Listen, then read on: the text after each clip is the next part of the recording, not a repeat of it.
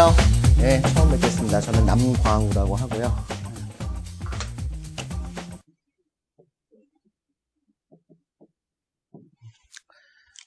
저는 플러스커리어라는 회사의 대표로 있고 지금 주로 미국에 있습니다. 미국의 뉴욕에 저희 회사 본사가 있기 때문에 미국의 뉴욕에도 한 달 있고 또 캘리포니아에도 좀 있고 DC에도 좀 있고 그리고 이제 여기서는 이제 성황대 국제대학원 강의를 맡고 있어서 1년에 한 4번 정도씩 학기마다 한 2번 정도씩 방문하는데 오늘 주제는 전문직 미국 취업 설명회라는 주제를 가지고 미국 취업에 대해서 관심 있으신 분들에게 좀 정보를 제공을 해드리고 또 저희가 운영하고 있는 프로그램에 대해서 같이 좀 설명드리는 시간 가지려고 합니다.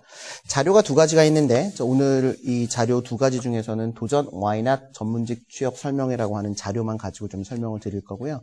이 자료들은 저희 홈페이지나 뭐 저희 카페에 그대로 파일체로 올려놓을 테니까는 혹시 이제 동영상으로 보시게 되시거나 그러신 분들은 다운 받으셔가지고 보시면 되겠습니다. 자, 한번 넘겨보시면 1번에 미국 비자의 종류라고 되어 있는데요. 이제 미국 취업이니까 이제 많은 분들이 미국으로 가셔서 일을 하셔야지 하는 생각들을 가지고 오셨을 듯한데요. 혹시 전공을 조금 여쭤볼게요. 전공을. 전공이 혹시 경영학이나 경제나 이런 비즈니스 필드이신 분 혹시 계시나요? 굉장히 많이 계시네요. IT 쪽이다. 없으시고요. 다른 전공은 그러면 어떤 것들 뒤에 계시는 분은? 사회학 하셨고요. 또 혹시 선생님은 전공을 어떤 걸 하셨나요? 네. 아, 많으시고. 예. 저도 좀 많습니다. 저도 뭐 문학을 하다가, 여기 이제 고대 법학과 졸업했고요. 그리고 또 아시는 분은 혹시 아시겠지만, 뭐 러시아 가서 또 오페라 공부도 하다가, 또 미국으로 건너가가지고 또 로스쿨도 하고, 뭐 그래서 일도 하다가, 다시 한국으로 갑자기 와가지고 또 뭐 아주대학교에서 학생들 가르치다가 또 CPA를 뭐 해가지고 또 강의도 하다가 또 미국으로 교환교수로 가가지고 또 전혀 저와는 상관없는 제가 지난달에 쓴 칼럼이 하나 있어서 복사해서 나눠드렸는데 거기에 보면은 있지만 대학교 대학원을 통틀어서 HR 수업을 하나도 듣지 않았거든요. 아무것도 몰랐어요. 인사 관리에 대해서는 관심도 없었고 인사 조직 뭐 이런 것도 전혀 몰랐고 근데 어느새 이제 미국에서 우연한 기회에 시작을 하게 돼서 이런 취업과 관련된 일을 도와드리다 보니까 남들은 취업 무슨 뭐 미국 취업 전문가다라고 하는데 굉장히 민망하죠. 아무것도 모르는데. 그래서 뭐 저도 전공이 여러 가지가 있는데 일단 오늘은 뭐에 좀 포커스를 맞추려고 하냐면은요. AICPA라고 하는 자격증과 그거에 기초로 해서 또 미국의 MBA에 좀 포커스를 맞춰가지고 그쪽으로 좀 취업 설명회를 진행을 하려고 합니다. 자, 1번에 보시면 일단 미국으로 들어가시려면, 일단 가서 일을 하시려면 미국으로 입국을 해야 될 거고, 그러면 비자가 있으셔야 될 텐데, 아시겠지만, 현재 미국과 한국이, 무비자 협정이 돼서 비자 없이 지금 들어갈 수가 있죠. 혹시 며칠 동안 체류하실 수 있는지 아시나요? 한번 미국 들어가면 무비자로 이스타를 통해서. 지금 90일 동안 체류할 수 있어요. 그죠? 90일 동안, 3개월 동안. 3개월 동안 체류할 수 있는데 일은 할 수는 없죠. 일을 하면 불법이고요. 그리고 비자가 무비자이기 때문에 미국 내에서 체류 신분은 변경은 불가능합니다. 그래서 89일에서 90일째가 되는 날은 반드시 미국에서 출국을 하셔야 돼요. 뭐 만약에 허리케인이 와가지고 비행기가 뜨지 못했다. 그래서 체류 일수를 넘겼다. 불법 체류가 됩니다. 그러니까 90일이라고 하는 것에 대해서는 절대로 예외를 두지 않는 굉장히 엄격한 이게 이제 무비자인데 일은 못하죠. 그 다음에 보시면 B1, B2 비자라고 하는 게 있는데 B1, B2 비자는 아시다시피 뭐 관광 비자, 뭐 그다음에 뭐 상용 비자 이런 것들인데 예전에 이제 무비자가 없을 때 전부 다 이제 관광 비자 받아가지고 여행을 다녔죠. 보통 관광 비자 뭐 10년짜리 받았다 그렇게 이제 말씀들을 많이 하시는데 비자라고 하는 거는 들어갈 때만 필요한 거예요, 그렇죠? 이 비자의 목적이 무엇이냐에 따라서 입국할 때 어느 비자로 들어가고 또 체류 일수를 이제 이민국에서 정해주는데 보통 관광 비자를 한 6개월 정도 가서 체류를 할 수가 있고요. 한 번 더 연장을 할 수 있습니다. 그래서 일반적으로 한 1년 정도까지는 여행을 할 수 있도록 인정을 받는데 역시 일은 못하죠. 일을 하게 되면 불법이고. 자, 그 다음에 3번째 보시면 이제 F1 비자예요. 그죠? F1 비자. F1 비자는 학생 비자죠. 이제 학생 비자. 학생 비자의 종류에는 크게 2가지로 나누어 볼 수가 있을 것 같아요. 제 생각에는 하나는 혹시 어학연수 다녀오신 분 계세요? 그러니까 미국에 한 번이라도 가서 내가 여행 말고 공부를 했거나 일을 해보신 경험이 혹시 있으신 분? 아, 그러세요? 어디서 공부를 하셨어요? 노스캐롤라이나에서? 어디 샬럿에서 하셨어요? 거기서 유학하신 거예요? 오케이. 그 다음에 우리 뒤에 분은? 애너하임에서요?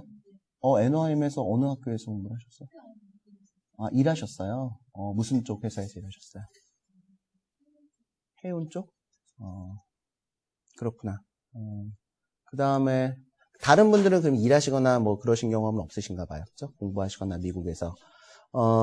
일반적으로 그 어학연수를 많이 가잖아요. 예, 어학연수라고 하는 거는 이제 요즘은 뭐 많이 안 가는데, 마찬가지로 어학연수를 가거나, 학교를 가거나 뭐를 발급받아야 되면 I-20이라고 하는 것을 학교에서 발급을 받으셔야 돼요. 그죠? 아시는 분들은 아시겠지만, I-20이라고 하는 것을 이제 학교에서 인가를 받아가지고, 이제 서비스하고 해서, 학생을 초청하는 서류라고 보시면 될 텐데, 어학원에서도 I-20를 발행할 수가 있고요. 학교에서도 I-20를 발행할 수가 있죠. 근데 이제 큰 차이는 뭐냐면, 일반적으로 어학원에서 I-20를 발행하게 되는 경우에는, 그냥 영어 공부만 열심히 하시는 거예요.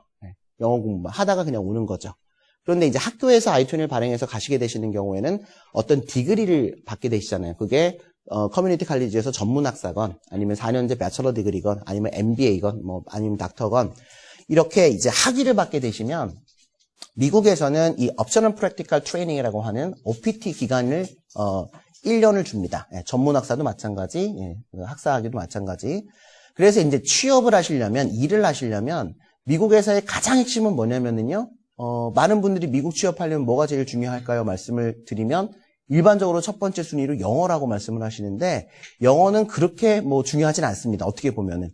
그것보다 훨씬 더 중요한 것은 무엇인가 하면, 일을 할 수 있는 내가 스테이터스가 되느냐가 훨씬 중요하거든요. 그럴 때 이제 OPT라고 하는 기간을 통해서 1년이에요. 졸업하고 나서 내가 비자에 대한 어떤 이슈 없이 내가 전공했던 과목과 전공했던 분야와 비슷한 분야에서 1년 동안 정식으로 돈을 받으면서 일을 할 수가 있는 거죠. 그렇기 때문에 어학원을 가게 되는 경우에는 취업을 할 수 있는 기회가 거의 없다고 보셔야 돼요. 그냥 어학 연수만 하다가 오는 거죠. 절대로 하지 말아야 될 것 중에 하나라고 저는 생각을 하는데, 요즘에는 어학연수를 왜 하는지는 모르겠어요. 왜냐하면 실제로 가보신 분들은 아시겠지만 어학연수를 한다라고 해서 영어가 그렇게 어학이 연수가 되질 않죠. 그냥 가서 놀다 오는 거지. 그래서 이제 실제로 좀 공부를 하시려면은 학위 과정으로 가셔야 되고, 더불어서 취업을 목적으로 가는 건 아니지만, 일반적으로 F1 비자는 공부하러 가는 게 목적이지만, 졸업을 하고 나서 그 OPT 기간을 통해서 일반적으로 취업을 하는 것이 대부분이죠. 저도 마찬가지였고요. 미국에서 뭐 변호사건, 뭐 CPA건, MBA건, 뭐 닥터건 다 마찬가지입니다. 자, 어떻게 취업의 순서가 정해지냐면 학교를 다니죠. 그렇죠? 미국에서 취업을 하는 어떤 루트는 거의 정해져 있습니다. 왜냐하면 미국은 뭐가 없으니까, 공채라는 제도가 없기 때문에. 한국은 이제 4학년이 졸업반이 되면은 학교로 막 많은 회사들이 와가지고 언제부터 언제까지 서류 내세요. 그래서 서류 전형 1차 심사하고 뭐 2차 뭐 면접해가지고 이렇게 뽑는 그런 제도가 있잖아요. 근데 이제 미국이라는 나라는 기본적으로 공개 채용이라는 제도를 두고 있지 않습니다. 그럼 미국에서 취업하는 대부분의 어떤 유학생들은 어떤 루트를 통해서 가게 될까요? 우리가 유학을 하게 되면은 일반적으로 4년제를 가면은 방학이 몇 번이죠? 방학이 4년제 대학을 간다고 하면 방학이 몇 번이에요? 우리 8번. 한국 대학도 아마 7번일 거예요. 왜냐면 마지막 학기는 이제 그러니까. 근데 미국 같은 경우에는 몇 번인 것 같아요. 미국도 물론 겨울방학이 있긴 있죠. 근데 굉장히 짧죠. 미국 같은 경우에는.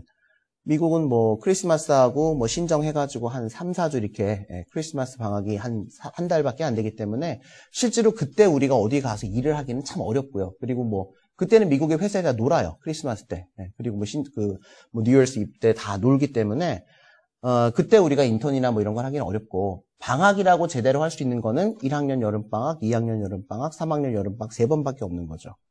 그러면 1학년을 가서 마치고 나서 그때서부터 막 취업 준비를 하는 학생은 일반적으로 없어요. 그러니까 1학년 여름방학 때는 다시 한국으로 오거나 뭐 놀러 가거나 뭐 이러는 것이 일반적이라고 본다면, 일반적으로 4년을 다니는 동안에 여름방학은 거의 2번밖에 없다고 보여집니다. 그러니까 2학년 끝나고 여름방학, 3학년 끝나고 여름방학. 그런데 그 여름방학이 너무 중요해요. 왜냐하면 미국에서의 취업이라고 하는 것은 언제 결정이 되냐면요, 거의 90%가 3학년 여름방학이 끝나면 결정이 된다고 보시면 돼요. 왜? 미국은 거의 95% 회사들이 엔트리 레벨을 뽑을 때는요, 어디서 뽑아가나요? 상장 기업들이나 좀 큰 회사들은요, 95%가 캠퍼스 리크루팅을 통해서 뽑아갑니다. 그러니까 캠퍼스에서 직접 학생들을 뽑아가요. 물론 우리가 이제 뭐 조그만 한국 회사들이나 조그만 미국 기업들은 캠퍼스로 올 만한 여력이 안 되니까 이렇게 뭐 인터널 리퍼를 누구 아는 사람을 통해서 뽑는 경우들도 있지만, 우리가 조금 가고 싶어하는 좀 괜찮은 기업들은 다 어디서 뽑아가요? 캠퍼스로 직접 와서 3학년 인턴십을 먼저 뽑습니다. 또는 2학년 인턴십을 먼저 뽑아요. 일반적으로 3학년 인턴십이죠. 그러면 이 3학년 여름방학 인턴십이 3학년 2학기가 끝나면 바로 시작이 되는데 그럼 이걸 언제 뽑을까요? 3학년 1학기 가을에 뽑습니다. 그러니까 2학년이 끝나고 여름방학을 마친 다음에 3학년 1학기가 9월에 시작되잖아요. 그러면 10월, 11월에 많은 회사들이 학교로 캠퍼스 리크루팅을 와요. 그때 오는 리크루팅은 뭐냐면 한 학기가 더 지나면 여름방학이 되잖아요. 3학년 2학기 여름방학 되잖아요. 그때 이제 학생들을 인턴십을 뽑으러 오는 겁니다. 그때 우리가 뭐를 준비해서 이력서를 준비하고 인터뷰를 준비해가지고 이력서를 넣고 그 캠퍼스 리크루터를 만나가가지고 뭐 인터뷰하고 그 절차를 거쳐서 한 3학년 2학기가 끝나기 전에 인턴십 오퍼를 받아서 그래서 이제 인턴십을 3학년 2학기 끝나고 한 3개월 하는 거죠. 그리고 나면은 보통 한국 분들 같은 경우에 거의 90%는 풀타임 오퍼를 받습니다. 왜냐면 워낙 성실히들 하기 때문에 학생들 같은 경우에. 그러면 3학년이 끝나면 그렇게 해서 이제 인턴십이 마치고 나서 내가 4학년 1학기가 시작이 되면 어느 회사에서 일할지를 어느 정도 아는 거죠. 한국 분들이 아니라 대부분의 미국 애들은 그렇게 취업을 합니다. 근데 우리들 같은 경우에는요. 미국 애들은 시민권자고 영주권자니까 뭐가 가능하냐면 휴학이 가능해요. 그냥 내가 어느 회사 가서 1년을 인턴을 하고 싶으면 그냥 휴학하고 인턴을 해버리면 됩니다. 왜냐하면 다 미국은 그 인턴이라는 걸 통해가지고 이게 엔트리를 뽑기 때문에. 근데 이제 우리들 같은 경우는 I-10을 통해서 학생 비자로 가니까 학교를 휴학을 할 수가 없어요. 휴학을 해도 특별한 사유가 없으면은 뭐 한 학기 이상 휴학이 불가능하다는 거죠. 그러니까는 계속 학교를 다녀야 되는 거예요, 유학생들이. 그러다 보니까는 딱 2번의 방학이 있는데 그때 인턴십을 잡지 못해서 풀타임 오퍼를 잡지 못하면 결국은 이제 4학년이 돼가지고 4학년 2학기 때 갈 곳이 없어지는 거죠. 그게 굉장히 큰 문제예요. 자, 그렇다면 컬럼비아로 MBA를 왔다. 뭐 펜실베니아 워튼으로 뭐 MBA를 왔다. 방학이 몇 번인가요? 방학이 한 번입니다. 네, 그런 시메스터제인 학교들 같은 경우에는. 그러니까 아무리 좋은 학교라도요. 언제 취업 준비를 해야 돼요? 1학년 1학기 입학하자마자부터 취업 준비를 시작을 해야 됩니다. 왜냐하면 그때 1학년 2학기가 끝나고 여름 인턴들을 뽑는 회사들이 그때 오거든요. 들어가자마자 와요. 물론 1학년 2학기 스프링 때도 좀 옵니다. 근데 많은 회사들은 그 폴 시즌에 많이 뽑아가 버려요.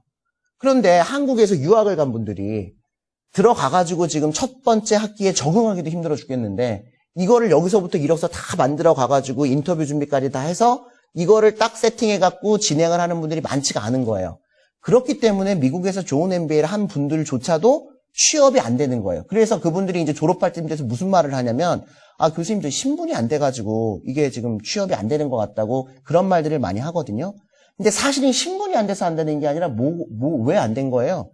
준비를 제대로 안 한 거예요. 그냥 모르고 그냥 성적만 어떻게 잘 받으면 한국식 사고를 한 거죠. 그래서 그 준비는 한 2학년 1학기나 2학년 2학기 마칠 때쯤에서 준비를 하면 내가 이 정도 학교에 이 정도 GPA를 갖고 있으면은 취업이 되겠지라고 생각을 해서 물론 잘하는 친구들도 있지만 많은 분들은 실패를 하고 다시 자기가 MBA를 가기 전에 직장으로 돌아가려고 하지만 잘 안 되는 경우들도 많고 이게 별로 좋은 모델이 아니라는 거죠. 그래서 이제 MBA를 가거나 또는 학부로 들어가는 경우에는 굉장히 많은 준비를 하고 가야 됩니다.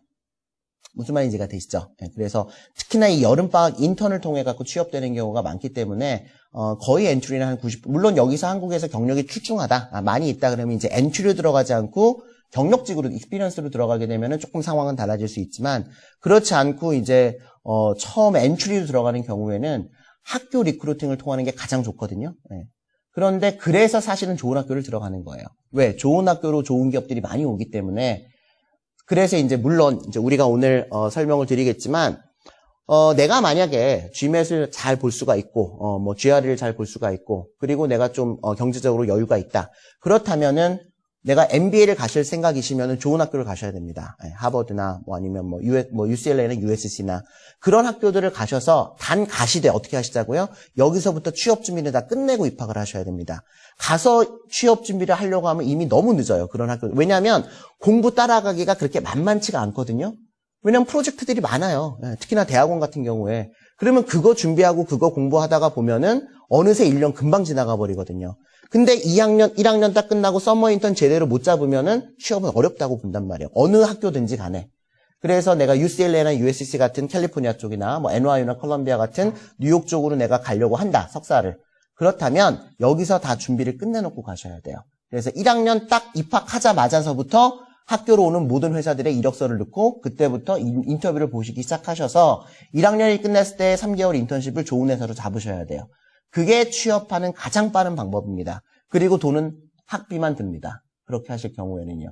그리고 저를 포함한 미국에서 유학한 거의 한 95% 이상의 분들은 그런 유학 절차를 거쳐서 인턴을 거쳐서 취업을 하는 것이 일반적인 어떤 상황이라고 생각을 하시면 됩니다. 되시겠죠? 자, 물론 그게 이제 OPT라고 하는 것을 잠깐 말씀을 드렸는데 졸업을 하고 나면은요, 물론 이제 IT나 이런 자연계 전공을 제외하고는 일반적인 전공들은 졸업하고 나서 90일 안에 회사가 결정이 돼야 됩니다. 어느 회사에서 일을 할지. 그래야 OPT를 신청을 하실 수가 있어요. OPT가 신청이 어프로브가 나야지 내가 1년 동안 미국에서 체류를 적법하게 할 수가 있거든요. 그렇기 때문에 졸업을 딱 했는데 아직 회사가 결정이 되지 않으면은요, 학생들이 이제 불안한 거예요. 물론 예외는 있습니다. 아직 회사가 결정이 안 돼도 OPT를 신청을 해서 어프로브가 나는 경우도 있지만 일반적으로는 회사 레터가 있어야지만 이게 OPT 카드가 나오기 때문에 그래서 이제 문제가 생겨요. 아무 회사나 그냥 들어가 버려요. 왜냐면 신분 유지를 해야 되니까. 안 그러면은 내가 석사를 했음에도 불구하고 이제 신분 유지가 안 되니까, 왜냐면 90일 안에 회사 결정 안 되면 나가야 되거든요. 미국 밖으로 나가야 돼요. 그러니까는 그냥 F1 비자로 다시 바꾸는 거죠. 예를 들어서 내가 회계학 석사를 했는데 커뮤니티 칼리지로 무슨 뭐 크리미널 뭐 이런 저스티스 이런 전공을 바꿔가지고 학생 비자를 다시 유지를 하는 거예요. 굉장히 안 좋은 방법이죠. 아니면 무슨 어느 학교에 서티피케이트 과정 같은 거를 다시 등록을 해가지고 신분 유지를 합니다. 그럴 경우에 이제 뭐가 문제가 생길까요? 다시 신분이 학생 신분이 돼버리잖아요. 학생 신분이 되는 경우에는 제대로 된 미국 회사에서는 이 사람을 뽑을 수가 없어요. 왜냐하면 학생은 뭐가 안 되니까, 일을 할 수가 없으니까. 일을 할 수 있는 건 언제예요? OPT 때예요. OPT 때 정식으로 일할 수가 있기 때문에 그때는 미국 회사에서 우리들을 채용을 합니다. 신분에 문제가 없으니까. 근데 이게 다시 취업이 안 돼갖고 학생으로 돌아가 버리면 그러면 일을 할 수가 없단 말이에요. 정식으로. 그러니까 이제 그때서부터 또 뭐를 해요? 한국 회사들 찾아다니는 거예요. 캐쉬로 뭐 바꿔서 얼마 바꿔서 일을 하는. 그러다 보니까는 내가 참 생각했던 유학 생활과 실제로 취업이 많이 달라지고 그래서 이제 잘 안 되면 다시 한국으로 귀국하는 그런 어떤 뭐라 그럴까요? 별로 좋지 않은 상황들이 벌어지는 경우들이 많이 있습니다. 그래서 일단 F1 비자로 우리가 나간다고 했을 때는 보통 이제 다 학부를 졸업을 하셨을 테니까 석사학위로 나가는 것이 일반적일 텐데 내가 스스로 취업을 하고자 하시는 분들은 어떻게 하시자고요? 미리 여기서 다 준비하셔가지고 가자마자 1학년 1학기 때부터 캠퍼스 리크루팅을 통하던 어떤 서치펌을 통하던 해서 취업 준비를 미리 하셔서 그때 인터뷰를 들어가서 1학년이 맞춰지면은 썸머 인턴을 하고 거기서 풀타임 오퍼를 받아서 2학년 1학기가 됐을 땐 내가 어느 회사로 갈지 어느 정도 정리를 해놓고 2학년 1학기를 맞이하시는 게 정상적인 방법이에요. 근데 이제 그게 쉽지가 않다는 거죠. 그러려면은 내가 최소한 미국의 어느 괜찮은 기업들 또는 어느 정도의 기업들이 캠퍼스 리크루팅을 오는 학교로 들어가셔야 돼요. 그렇죠? 우리가 들어본 대학이죠. UC 뭐 LA, UC 버클리 아니면 UC 계열이든지 아니면 뭐 동부 쪽에서는 뭐 시리 칼리지 중에서 뭐 뉴욕 같은 경우는 회계학이 버룩 칼리지 같은 거 좀 유명하거든요. 예, 바루치라고 뭐 보통 이렇게 쓰죠. 예, 버룩 칼리지. 회계학으로는 이제 시리 칼리지죠. 바룩 칼리지 같은 데도 뭐 나쁘지 않고 뭐 컬럼비아나 뭐 이런 NYU 같은 그런 학교로 가셔야 돼요. 일단 그러면은 비용이 많이 들죠. 네, 비용도 많이 들고 또 공부도 좀 많이 하셔야 되고 GMAT 준비를 하셔야 되고 옵션입니다. 네, 만약에 내가 좋은 학교로 가시고자 하시면 그렇게 준비를 하셔서 가셔서 미리 준비해서 가자. 그렇지만 이제 내가 교수님 제가 무슨 특히나 이 회계 쪽은요. 회계만을 예를 들면은요. 학벌이 거의 의미가 없다고 생각이 되어집니다. 회계 쪽은 정말 학벌을 따지지 않아요. 미국 공인회사 협회 회장님들 보세요. 뭐 부회장, 미국인들. 그렇게 좋은 학교나 그렇게 좋은 뭐 MBA나 회계학 석사를 하지 않았습니다. 회계 쪽은 뭐가 중요하냐면 익스피리언스가 중요합니다. 어느 회사에서 어떤 일을 했는지가 중요해요. 그래서 실제로 하버드를 나왔냐 아니면 들어보지 못한 뭐 대학원을 나왔느냐가 어떻게 보면 큰 의미는 없어요. 최소한 회계 쪽에서는요. 그것보다 더 중요한 거는 내가 어디서 어떤 일을 했느냐가 훨씬 더 중요합니다. 그거를 가지고 퍼나가요. 일단 들어가고 어떤 일을 했느냐가 중요하기 때문에 그래서 내가 그런 좋은 학교가 아니라 그냥 이름은 들어보지 못했지만 어떤 내가 취업만을 목적으로 한다라고 했을 때는 이제 다른 학교들을 선택을 하실 수가 있다라는 거죠. 그래서 그거는 조금 이따가 말씀을 드릴 거고요. 자, 그 다음에 이제 4번에 보시면 J1 비자라는 게 있습니다. J1 비자라는 건 인턴십 비자예요. 그래서 제가 아까 처음에 시작하기 전에 혹시 대학 졸업하신 지 5년이 안 되신 분 계시냐고 여쭤봤는데요. J1 비자는 좀 나이가 좀 있습니다. 인턴십 비자죠. 인턴십 비자. 그러니까 대학을 졸업하고 얼마 안 되셨거나 대학 졸업하신 대학 재학생들 같은 경우에는 인턴십을 가실 수가 있어요. 그러면 이 J비자를 통해서 인턴십을 가시게 되면 뭐가 가능하냐면 소셜 넘버를 받아서 정식으로 일을 하실 수가 있습니다. 뭐 어쨌든 뭐 1,500불에서 2,000불 정도는 받으면서 일하실 수가 있으니까. 그래서 일을 하고 난 다음에 이밸루에이션이 괜찮으면은요. H1 비자로 바꿔줘요. 회사에서. 그래서 저희가 이제 많은 한국의 대학생들을 지금 인턴십으로 보내고 있는데 한 J1으로 갔다가 H1으로 전향되는 비율이 한 40% 정도 가까이 돼요. 그러니까 정식 취업 비자를 받는 어떤 룰이. 특히나 이 H1 비자는 회계 쪽이나 IT 쪽이나 이쪽이 굉장히 좀 손쉽게 받을 수 있는 좀 전문직이니까 분야입니다. 근데 이제 이런 경우에 대학 전공하고요. 하는 일하고 매칭이 돼야 됩니다. 그러니까는 내가 예를 들면은 학교에서 생명공학을 전공을 했는데 AICPA를 열심히 공부해갖고 회계사가 됐습니다. 근데 그분이 회계법인에서 미국에서 뽑아주겠대요. 그러나 비자 때문에 갈 수가 없습니다. 왜냐하면 생명공학하고요. 내가 하는 회계 일하고요. 매칭이 안 되잖아요. 전공 매칭이. 내가 아무리 CPA였다라고 할지라도 전공 매칭이 안 되기 때문에 그런 경우에는 비자가 나올 수가 없어요. 뭐도 나올 수가 없냐면 이제 마지막에 보시면 H1 비자라는 게 있는데 H1 비자가 실제로 우리가 미국에 가서 취업하는 비자예요. 이게 이제 전문직 단기 취업 비자인데 몇 년까지 일할 수가 있죠? 아시는 분들은 아시겠지만 H1 비자로. 그래도 저는 이제 미국 취업 설명회를 이제 오신 분들이니까 기본적인 상식은 있을 거라고 좀 예상을 해보지만 뭐 없어도 뭐 상관은 없죠. 보통 H1 비자는 6년 일하실 수가 있어요. 3년 해서. 그러니까 우리가 미국에서 내가 하버드 MBA를 했다라고 했을 때 취업하는 루트는 어떻게 될까요? 내가 학교를 입학을 해가지고요. 1학년 1학기 때 학교 리크루팅을 통해서 1학년 2학기가 끝나면 인턴십을 하고요.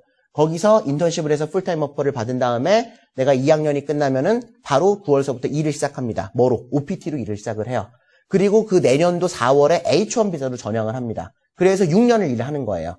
이 6년 동안에 이제 내 신분은 아직은 H1 비자지만 보통 회사에서는 한 1, 2년 지나면 이제 뭐를 바꿔줘요? 영주권을 줍니다. 그러니까 영주권은 뭐예요? 그린카드라고 하는 것은 이거는 이민이죠. 완전히 이제 미국에 정착을 하는 거고 비자라고 하는 거는 지금 입국을 할 때 들어가는 어떤 내 신분을 나타내는 거기 때문에 H1 비자를 받았다라는 거는 내가 미국에 입국할 때 인터뷰할 때 뭐라고 인터뷰하는 거예요? 나 일하러 왔다 이거죠. 그래서 6년 동안 H1 비자 일을 하면서 거의 대부분의 분들이 이제 영주권을 받아서 그 영주권이 이제 나중에 이제 비자가 필요가 없어지는 거죠. 왜냐면 영주권이 있으면 이제 미국에서 영구 거주를 할 수가 있는 거기 때문에 다 그런 식의 절차가 일반적이라고 생각을 하시면 됩니다. 그래서 우리가 전국적으로 받아야 될 비자는 H1 비자예요. 자, 이 H1 비자를 한국에 계시는데 바로 미국에 있는 어떤 회사가 화상으로 인터뷰만 한번 해가지고 이력서만 보고 바로 내가 H1 비자를 진행을 하겠다라고 하면 굉장히 좋죠. 그러면은 그냥 안정적으로 미국으로 가시는 겁니다. 그런데 그게 쉽지가 않아요. 왜냐하면 이제 미국 내에서도 H1 비자를 받으려고 하는 유학생들이 굉장히 많을 거 아니에요. 그죠? 그 친구들이 대학을 졸업을 하고 OPT를 해가지고 그래서 열심히 일을 한 다음에 회사가 OPT 기간 동안에 열심히 일을 해서 이밸루에이션이 괜찮으면 이 친구를 H1 스폰서를 해서 이렇게 이제 정규 직원으로 전향하는 게 일반적인데 한국에서 아직 일을 전혀 해보지도 않은 사람이 그냥 얼굴하고 화상 인터뷰하고 뭐 이런 것만 보고서 H1을 해주겠다라고 하는 회사는 일반적으로 뭐 꼭 그런 건 아니지만 일반적으로 그렇게 레퓨테이션이 좋은 회사들은 아닙니다. 물론 어떤 경우는 있냐면요. 내가 익스피리언스가 굉장히 많아요. IT 익스피리언스가 한 10년 됩니다. 그래서 어느 정도 검증이 됐어요. 그래서 이 친구를 딱 검증을 해보니까는 뭐 100% 이거는 괜찮아요. 그럼 바로 H1이 나오죠. 어떤 경우에는 영주권도 바로 스폰서를 해주는 경우도 있습니다. 그러나 그렇지 않은 경우에는 일반적인 경우에는 여기서 바로 H1이 들어가거나 바로 영주권이 스폰서 돼갖고 들어가는 경우가 거의 없더라 이거죠. 그렇다면 우리는 다시 바꾸어서 석사학위를 통해서 석사학위를 하고 그리고 석사학위가 마치면은 OPT를 1년 받아서 그때 OPT 하는 기간 동안에 회사와 열심히 일을 해서 H1으로 바꾸는 것이 일반적인 절차다라고 생각을 하시면 돼요. 그래서 우리가 취업이라고 하면은 뭐를 취업이라고 하냐면은요. OPT 때 뭐 어느 회사에서 일하는 거는 취업이 아닙니다. 그거는 옵셔널 프랙티컬 트레이닝이에요. 그렇지만 H1으로 전향이 돼서 H1 비자를 받으면 그거는 정규 취업이라고 인정이 되는 겁니다. 그래서 거기까지가 사실은 이제 우리의 첫 번째 목표라고 생각을 하시면 돼요. 일반적으로 그 다음에 이제 영주권 프로세스는요. 영주권 프로세스는 두 가지라고 보시면 되는데요. H1으로 한 2, 3년 하다가 영주권이 들어가는 경우가 있고요. 자, 어떤 경우에 우리 지난 프로그램에 가신 분은 H1을 진행하지 않고 바로 회사에서 졸업하자마자 영주권으로 바로 진행이 됐어요. 이제 그 친구는 이제 우리가 지금 제휴되어 있는 학교가 두 가지가 있는데 서부에 있는 학교 같은 경우에 뭐 동부도 마찬가지인데 뭐가 가능하냐면 CPT라고 하는 프로그램이 가능해요. CPT라고 거기 F1 비자 옆에 나와 있잖아요. CPT가 혹시 뭔지 아시겠어요? 아시는 분? CPT라는 건 뭐냐면은요. 내가 학교를 다니면서 인턴십을 하는 거예요. 학교를 다니면서. 자, 학교의 DSO의 허가를 받아가지고요. CPT로 내가 1년을 일을 하실 수가 있습니다. 1년을. 돈을 받으시면서 일을 하실 수가 있다는 거예요. 일반적으로 학생 비자로 가면은 학교에 무슨 도서관이나 카페테리아 같은 데서 한시적으로 일을 할 수는 있죠. 그런 일 말고 내 커리큘럼과 비슷한 관련되는 회사에 가가지고요. 내가 1년을 일을 하면서 그거를 학점으로도 인정을 받으실 수가 있고 그러면서 돈도 벌고 내 경력을 키우실 수가 있어요. 일반적으로 대학들은 CPT를 활용을 하면 OPT 기간이 줄어듭니다. 그러니까 CPT를 한 6개월을 해버리면 OPT가 1년이 아니라 6개월로 줄어드는 경우가 대부분이거든요. 근데 이제 이 MBA 과정들 같은 경우에는 CPT 1년을 다 하고 그리고 졸업하고 또 OPT를 1년을 하실 수가 있어요. 364일만 이용을 하시면 CPT를. 그래서 대부분의 어떤 그 MBA 프로그램을 가시는 분들 같은 경우에는 어떻게, 자, 여름방학 때요. 내가 돈을 받고 싶어요. 돈을 받고 일을 하고 싶어요. 상장 기업들은 전부 다 돈을 줍니다. 왜냐하면 그게 돈을 주도록 되어 있어요. 근데 한 90%의 다른 회사들은요, 무급 인턴입니다. 그러니까 무급 인턴을 하는 경우에는 굳이 CPT를 신청하지 않으셔도 크게 무리는 없는데 내가 돈을 받는 인턴십을 하고 싶다. 어떤 기업에 가서. 그러면은 소셜 넘버가 필요하잖아요. 소셜 넘버가 필요하단 말이에요. 우리나라 주민등록번호 같은 거. 그러려면 학교에 CPT 신청을 해가지고 CPT 어프로벌을 받은 다음에 회사에서 일을 하셔야 돼요. 뭐 뱅크 오브 아메리카다, 뭐 메릴린치다, 아니면 골드만삭스다 이런 데는 100% CPT 때 그 여름방학 인턴 때 CPT를 인정을 받아야지만 회사를 출근할 수가 있습니다. 그래서 가장 좋은 방법은 정리를 해보면은요, 학교를 들어가서 MBA를 들어가서 1년 CPT를 신청을 하는 거죠. 자, 일반적으로 이제 우리가 제휴가 되어 있는 MBA들은 다 어떻게 되어 있어요? 밤에 수업입니다. 6시서부터 9시까지 수업이에요. 그러니까는 오전 오후에는 일을 하는 거예요. 그리고 나서 아니면 뭐 토요일 날 수업이 있고 그렇거든요. 그러니까 월, 화, 수, 목, 금은 거의 풀타임으로 일을 하시는 겁니다. 예. 그리고 돈도 벌고. 예. 물론 내가 경력을 위해서 돈은 안 주지만 어떤 이 회사에서 이 CPT로 인턴을 우리가 인턴십이라고 보통 부르죠. 그런 경우에는 CPT 인턴을 하는 것이 더 도움이 되겠다라고 한다면 돈을 받지 않고 인턴을 할 수도 있죠. 역시 CPT를 활용하실 수가 있습니다. 어떤 경우에는 돈을 받고 CPT를 1년 하실 수도 있고요. 이해되시죠? 그리고 나서 내가 그 CPT 한 회사가 나도 마음에 들고 그 회사도 마음에 들면은요, 이제 어떻게 하는 거예요? 졸업하고 우리 회사로 오라고 하는 거죠. 그렇죠?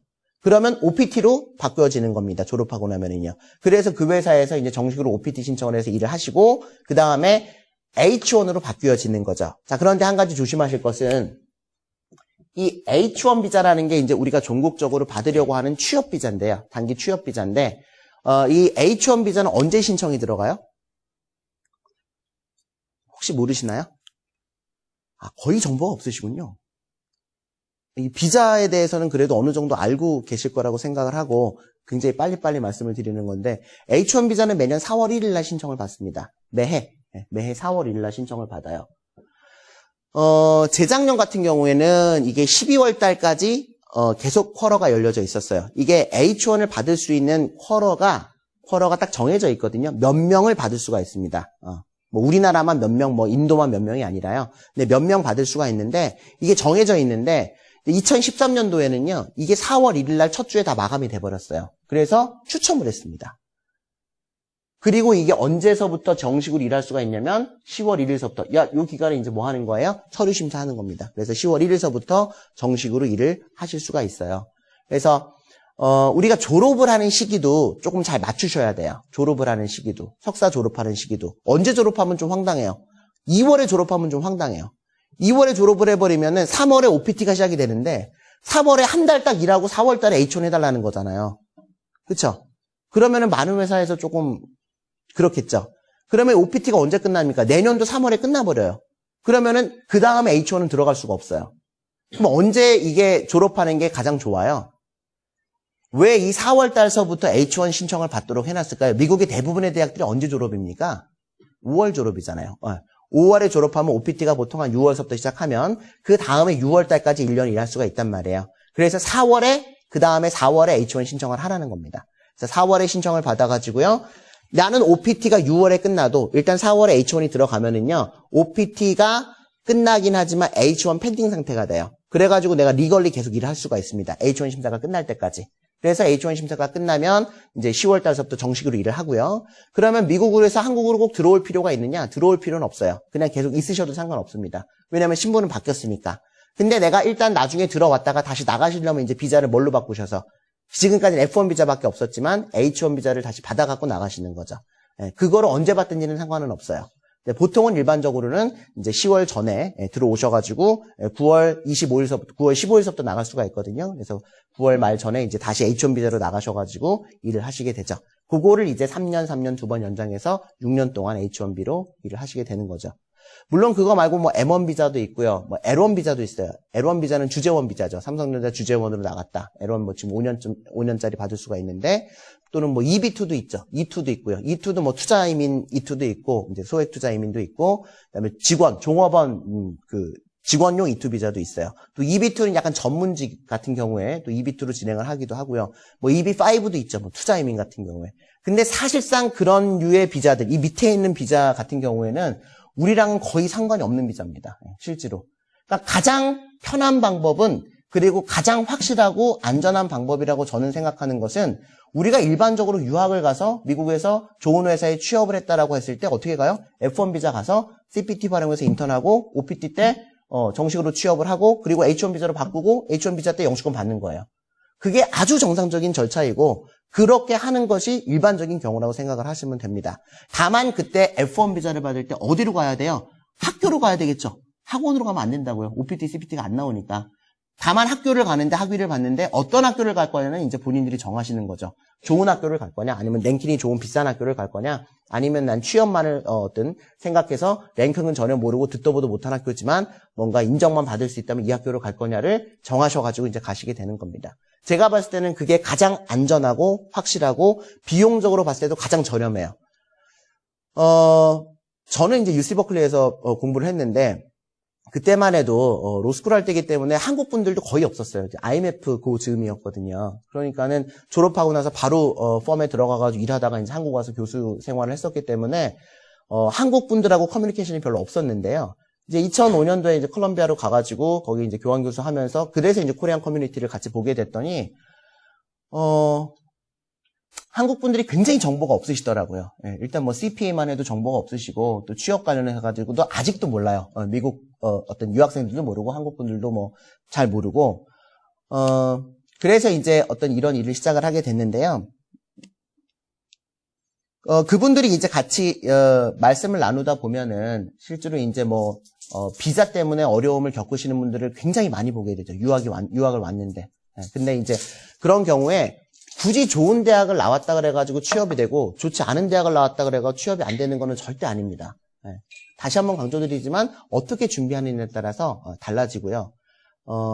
대신 제가 놀랐던 것은 이제 동부에 있다가 서부를 갔더니 서부 중에서 이제 UC 버클리, 샌프란시스코가 아니라 LA를 갔더니요. 학교들이 정말 건물에 학교가 막 3개씩 있는 거예요. 전 되게 깜짝 놀랐어요. 무슨 칼리지, 무슨 유니버시티, 무슨 칼리지 해가지고 건물에 층마다 학교인 거예요. 저는 그래서 이게 진짜 학교인지 학원인지 잘 모르겠더라고요. 왜 이제 LA 가면 위셔 길이 있거든요. 이제 저희 사무실도 위셔 길이 있는데 거기가 이제 가장 번화한 거리라고 보통 얘기를 합니다. 근데 거기를 이렇게 버스를 타고 가는데 야, 정말 학교가 많더라고요. 그런데 이제 조심하실 것은 제가 뭐 좋은 학교를 가든 나쁜 학교를 가든 뭐 랭킹 있는 학교를 가든 아니든 상관없다고 말씀을 드렸는데 하나 조심하실 것은 어크레디테이션이 있는 학교를 가셔야 돼요. 어크레디테이션이라고 하는 것은 뭐냐면은요. 조금 우리는 뭐 연방정부인가 이렇게 보통 표현을 하는데 미국에는요. 이 학교들을 심사하는 단체들이 있습니다. 그 단체들이 몇 개가 있어요. 큼직큼직한 단체들이. 그 단체들이 어떤 학교를 심사를 해가지고요. 이 학교를 그 단체로 인가를 이제 받아주는 거예요. 우리 단체로 이제 들어오게 해주는 거죠. 그게 소위 말하는 어크레디테이션이에요. 그런데 LA에 있는 한 뭐 20, 30개가 넘는 학교들을 조사를 해보니까 어크레디테이션 있는 학교가 한국 분들이 대부분 하는 대표예요. 한국 분들이 이제 이사장이고 뭐 총장이고 하는데 어크레디테이션이 있는 학교가 진짜 한 두세 개밖에 없더라고요. 그러니까 나머지는 그냥 학원 같은 학교인 거예요. 마스터 디그리를 주기는 주고 I20가 나오긴 I20가 없으면 아예 비자가 안 나오니까. 그리고 마스터 디그리라고 주는데 이것이 어디서만 인정돼요? 자기네들끼리만 인정이 되는 거죠. 다른 주에서도 인정이 안 되고. 그래서 이것이 아무 문제 없이 이게 영주권이 들어가갖고 어프로블이 나는 경우도 있어요. 왜냐하면 감사가 안 들어가면 그냥 통과가 되는 거거든요. 그냥 마스터 디그리가 찍혀져 있으니까. 그런데 이게 감사가 들어가면 이건 100% 거절 사유입니다. 왜냐면 어크레디테이션 없는 학교는 실제로 우리가 학교로 인정을 받을 수가 없거든요. 이 연방법상에서는. 그래서 그런 문제가 일어날 소지가 있어요. 그래서 여러분들이 만약에 학교를 선정을 하실 때 랭킹은 중요하지 않습니다. 네. 뭐를 확인하시는 것이 좋냐면 CPT가 나오는지, OPT가 정식으로 나오는지, 그죠? 그 다음에 연방정부 어크레디테이션이 있는지. 그래야 나중에 H1을 진행을 하건 영주권을 진행을 하건 물론 갔다가 그냥 한국으로 올 거다라고 하시는 분들은 이런 걸 신경을 안 쓰셔도 괜찮아요. 그러니까 어크레디테이션이 없다, 연방정부 인가가 없다라고 하는 건 무슨 말이냐면요. 그 학교를 졸업을 해, 예를 들면 그 학교에서 학부를 했어요. 근데 미국의 어느 대학도 석사학위를 진학할 수가 없다는 겁니다. 왜냐하면 학사학위가 인정이 안 되는 거예요. 그냥 학원에서 공부한 거랑 똑같은 거죠. 하다못해 여기 우리나라에 전혀 이름 없는 조그만 대학을 나왔어도 한국 교육부에서 인정을 한 거기 때문에 미국의 모든 대학에 석사학위 진학이 가능하단 말이에요. 공부만 열심히 하면 학위는 인정이 되니까. 근데 미국의 그 LA에 있는 30개 대학들을 졸업을 해갖고는 UCLA로 석사 과정을 진학할 수가 없다는 겁니다. 해보세요. 못해요. 거절됩니다. 왜냐하면 UCLA에서는 이거 심사를 반드시 하거든요. 어크레디테이션이 있는 학교에서 했는지 없는 학교에서 했는지 못 들어가요. 석사도 마찬가지입니다. 근데 이거를 모르고 그냥 진행을 했는데 내 친구는 그냥 영주권을 받았다? 재수가 좋은 거죠. 운이 좋았던 겁니다. 근데 나도 운이 좋으라는 법은 없거든요. 심사를 하다가. 그래서 이게 만약에 심사가 들어가면 이건 거절 사유가 굉장히 높기 때문에 아는 변호사들은 절대로 하지 말라고 하죠. 그런데 이거를 잘 모르시는 분들은 사실 비용 차이도 크지 않아요. 어크레디테이션 있는 학교나 없는 학교나. 뭐 어차피 학교가 다 고만고만하기 때문에 그래서 이제 좀 저렴한 학교. 그러니까 어크레디테이션이 있는 학교는요. 우리가 들어본 학교는 다 있어요. 뭐 UCLA, UC자 들어가는 거, 뭐 캘리포니아 스테이트 들어가는 거는 다 있습니다. 다 있어요. 그러니까는 미국 사람이 대표인 회사는 쉽게 말하면 다 어크레디테이션이 있어요. 근데 이제 한국 사람이 만든 학교들이 많단 말이에요. 이제 LA는 자바 시장이 있어가지고 거기서 이제 돈을 많이 버시면 건물을 사시죠. 건물을 사는데 건물의 렌트가 뭐 잘 됐다가 안 되는 경우들도 좀 있고 이거를 하는데 이제 주위에서는 캘리포니아만큼 학교 만들기 편한 주가 없거든요. 정말 아무나 너무나 쉽게 학교를 만들 수가 있어요. 그러니까 이제 서류만 진행을 해가지고 학교를 만들고 인가는 아직 못 받는 거죠. 어크레디테이션은 못 받는 겁니다. 그래서 학교를 선정을 하실 때는 학위가 나오는 대로 가라. 그죠? 그래야 CPT, OPT를 신청할 수가 있다. 그리고 인가가 있는 연방정부 인가가 있는 학교를 택하시면 됩니다. 자, 그 정도 이제 설명을 드리면 될 것 같고요. 자, J1 비자라고 있는데 그거는 넘어갈게요. 나중에 기회가 되시면 자료를 한번 읽어보시면 되겠고요. 한 장 넘겨보시면 3번에 H1B 비자라는 게 있는데 제가 충분히 설명을 드렸죠. 그죠? 네, 이렇게 4월 1일서부터 신청을 합니다. 근데 작년 같은 경우에는 인도가 항상 1등이에요. H1B 신청이. 거기 그 한국일보 자료 보시면은 인도가 몇 명입니까? 이 자료요. 인도가 15만 6천 명이에요. 우리나라는 6,600명, 한 6,700명 됩니다. 그러니까 인도가 H1B를 정말 무지무지하게 많이 신청을 하는 나라예요. 왜 그럴까요? 첫 번째, IT 강국이기 때문에 그래요. IT로 너무 많이 들어가요, 인도 애들이. 그래서 어카운팅 폼, B4에 IT 파트를 가보면은요, 다 인도 애들이에요. 한 70%가 인도 애들입니다. 이상한 영어 쓰는, 잘 못 알아듣기는 떠떠떠떠 영어를 하는 인도 애들이 IT한 빅4들 전부 다 공통이에요. 그리고 빅4들이 인도에 다 셀라에서 갖고 있습니다. 자기네 이제 브랜치를 운영을 하고 있죠. 그 다음에 이제 잘 나오는 게 사실은 회계 쪽. 회계 쪽도 많이 있습니다. 인도 애들도 숫자가 굉장히 강해요. 인도 CPA가 한국 CPA보다 훨씬 어렵다는 거 아닙니까? 제가 ASP 시험 볼 때 제 옆에 인도 CPA가 앉아 있었는데 뭐 자기가 인도 CPA라 그러더라고요. 그래가지고 그게 뭐냐 그랬더니 인도 CPA가 굉장히 어렵다고 굉장히 자부심을 갖고 있더라고요. 근데 그냥 무시했죠. 자, 미국에 가려면 뭐가 필요해요? 미국 CPA가 필요합니다. 그렇죠? 한국 CPA 알아주지 않습니다. 물론 한국 CPA가 미국 CPA 제가 느끼면은 저는 한국 CPA를 안 봐봤지만 한 5배는 어렵다고 느낌은 드는데 그러나 한국 CPA가 미국에 가서 일을 해서 취업을 하시려면요, 미국 거가 있으신 게 좋아요. 왜냐하면 미국은 미국 라이센스, 미국에서 인정해준 라이센스가 필요하니까. 자, 그래서 한국 같은 경우 한 6,700명 정도가, 한 7,000명 정도가 매년 H1을 통해서 정규 취업을 하고 있습니다. 그래서 2014년, 2015년도 마찬가지로 제가 느낌에는 미국 경기가 지금 많이 좋아졌거든요. 어떤 지표상으로는. 그리고 느낌적으로도 한인타운의 경기는 좋지가 않은데 미국 백인들의 경기는 나쁘지 않아요. 점점 좋아지고 있어요. 그래서 H1을 많이 신청한다는 건 뭡니까? 취업을 많이 한다는 얘기잖아요. 그죠? 그리고 새로운 일자리도 많이 생긴다는 얘기예요. 올해 첫 주에 다 끝났습니다. 내년에도 첫 주에 다 끝날 것 같아요. 거의 우리 변호사들 다 그렇게 생각을 하거든요. 그러니까 이제 미리 준비를 해야 되는 거죠. 그런데 이제 조금 좋은 소식은 H1이 석사도 들어가고 박사도 들어가고 학사도 다 들어갈 거 아니에요. 자, H1B의 자격 요건은 뭡니까? 학사 학위가 있어야 됩니다. 그렇죠? 학사 학위가 없으면은 신청이 안 돼요. 물론 전문대를 졸업하신 분들 같은 경우에 경력이 5년 이상 있으면 이게 equivalent to bachelor degree로 인정이 돼가지고 신청이 가능하기도 한데 석사 쿼러가 따로 있습니다. 석사 이상의 쿼러가. 그래서 석사 학위를 MBA를 했다. 그러신 분들은 별도로 먼저 추첨을 해요. 그리고 그 추첨에서 떨어지면 또 학사 쿼러하고 한 번 더 추첨을 합니다. 그러니까 웬만해서는 석사학위가 있으신 분들은 이게 한꺼번에 다 신청이 들어갔다 그래가지고 뺑뺑이가 돼가고 탈락하는 경우는 거의 없어요. 학사학위는 그럴 가능성이 좀 있죠. 그래서 그런 의미에서도 석사를 하는 것이 좋다라고 좀 설명을 드리고요. MBA는 좋은 거는 뭐냐면 아무 데나 다 갖다 붙일 수가 있죠. 근데 나쁜 거는 뭐냐면 스페셜티가 좀 없어요. 그래서 이게 2순위로 영주권이 들어가는데 영주권도 대략은 아시죠? 순위는. 영주권이라는 거는 이제 우리가 그린카드를 받는 건데 1순위는 뭡니까? 제일 좋은 거는 미국으로 우리가 취업하는 가장 확실하고 쉬운 방법은 뭘 것 같으세요? 미국 여자를 만나서 결혼하는 겁니다. 그냥 농담처럼 말씀을 드리지만 미국 시민권자와 결혼을 하면 6개월 안에 영주권이 나와요. 영주권 나오면 그 다음에 미국 여자니까 친구들 많을 거 아니에요. 그러면 그 친구들한테 내 남편 좀 취업시켜달라고 하면 미국은요. 경력직 같은 경우에는 전부 다 인터널 리퍼예요. 아름으로. 아름으로 취업이 되는 거기 때문에 보통 그렇게 해서 취업이 되죠. 근데 그거는 우리가 이제 빼고 그게 1순위예요. 1순위. 아니면 오비자라고 해가지고 인디펜던트한 거죠. 아주 아웃스탠딩한 사람. 예를 들면 무슨 김연아 선수라든지 김연아 선수가 만약에 미국으로 간다면 미국에서 바로 영주권 주겠죠. 6개월 이내에 줍니다. 3개월 정도 걸려요. 2순위는 석사학위자입니다. 석사학위자. 석사학위자가 2순위로 가려면은요, 자기가 전공한 석사 과정과 내가 일하는 포지션의 전공이 매칭이 돼야 돼요. 그러니까는 내가 예를 들면은, IT로 석사를 받았으면은요, IT 관련한 회사의 IT 부서로 가야지 내가 2순위로 들어가는 거죠. H1 비자도 마찬가지예요. 그래서 H1 비자가 가장 거절되는 이유가 뭐냐? 전공하고 네가 일하는 잡 디스크립션이 안 맞다라고 해서 거절이 되는 거예요. 그러니까는 미국에서 취업을 하려고 한다면 하지 말아야 될 전공의 대표적인 게 뭡니까? 영문학입니다. 불문학 또는 사이컬러지, 소시얼러지. 취업할 데가 별로 없어요. 다 신문사 가야 돼요. 가장 편한 게 뭘까요?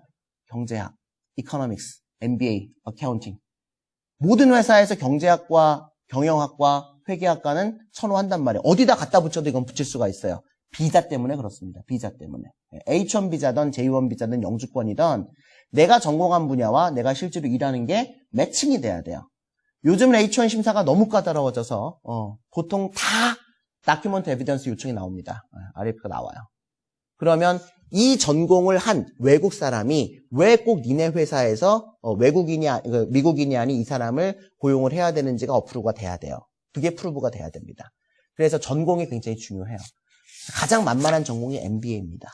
MBA예요.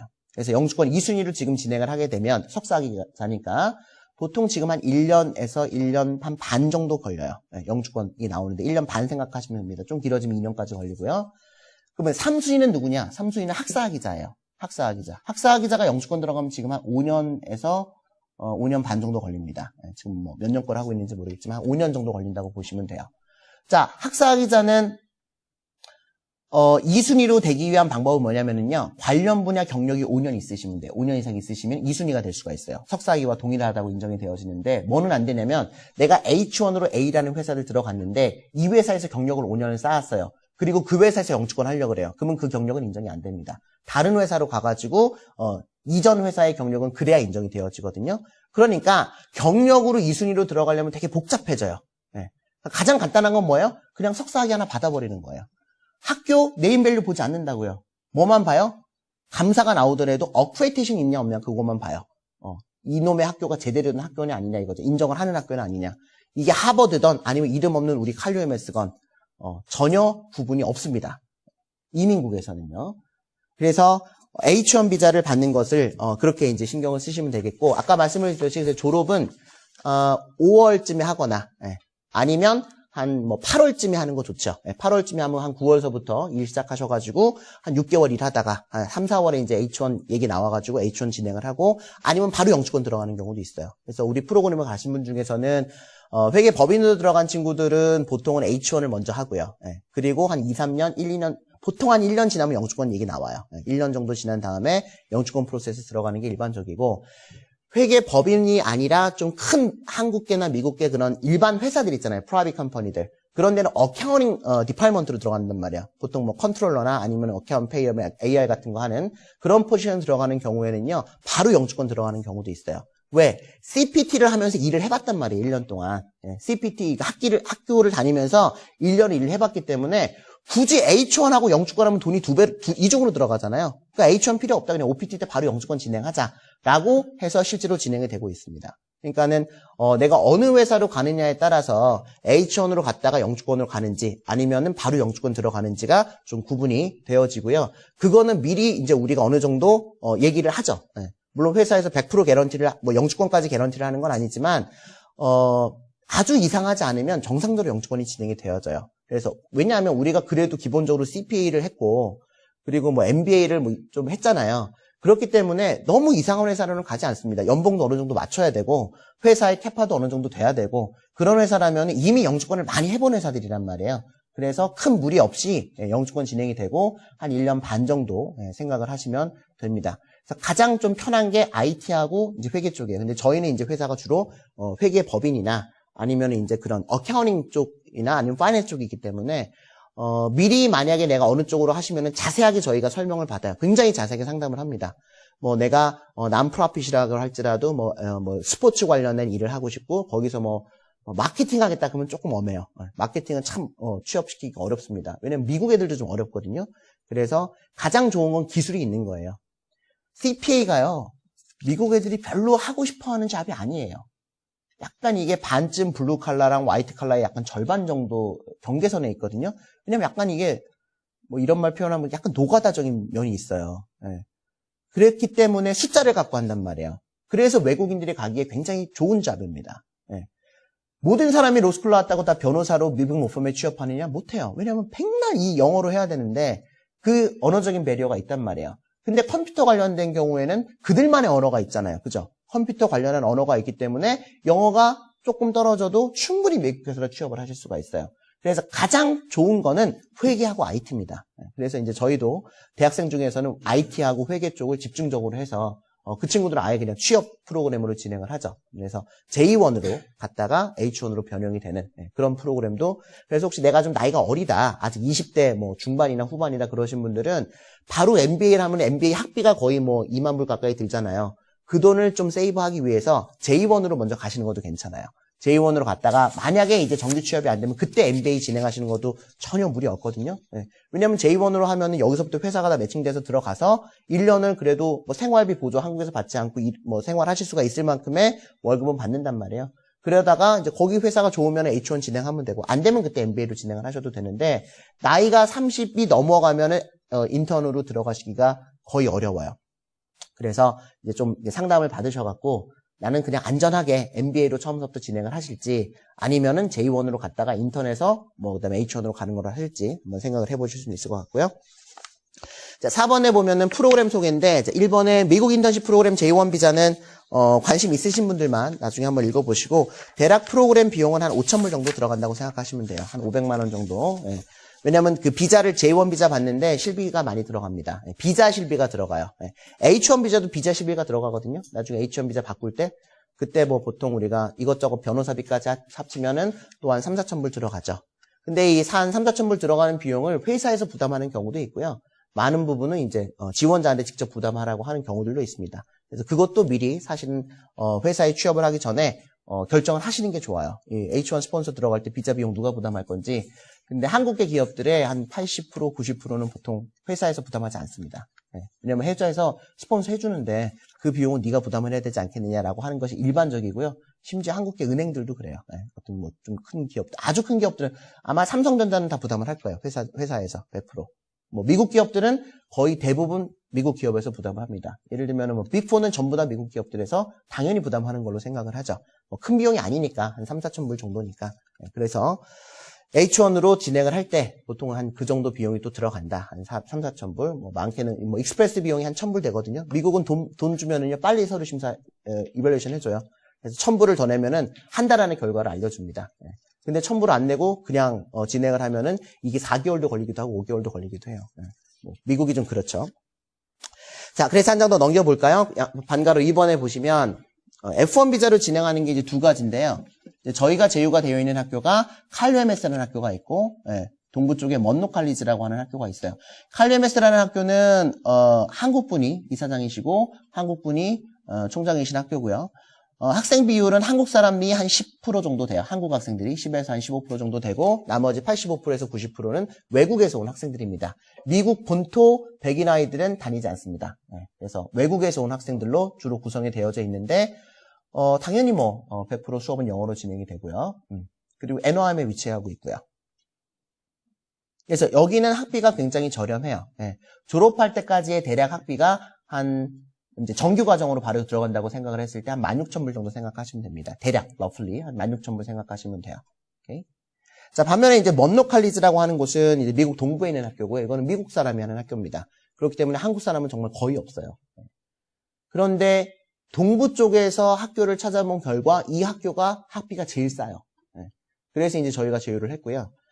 보통 학비를 대략 얼마 정도 생각하시면 되겠냐면은 한 3만 불 정도? 2만 한 8천 불에서 3만 불 정도 생각하시면 됩니다.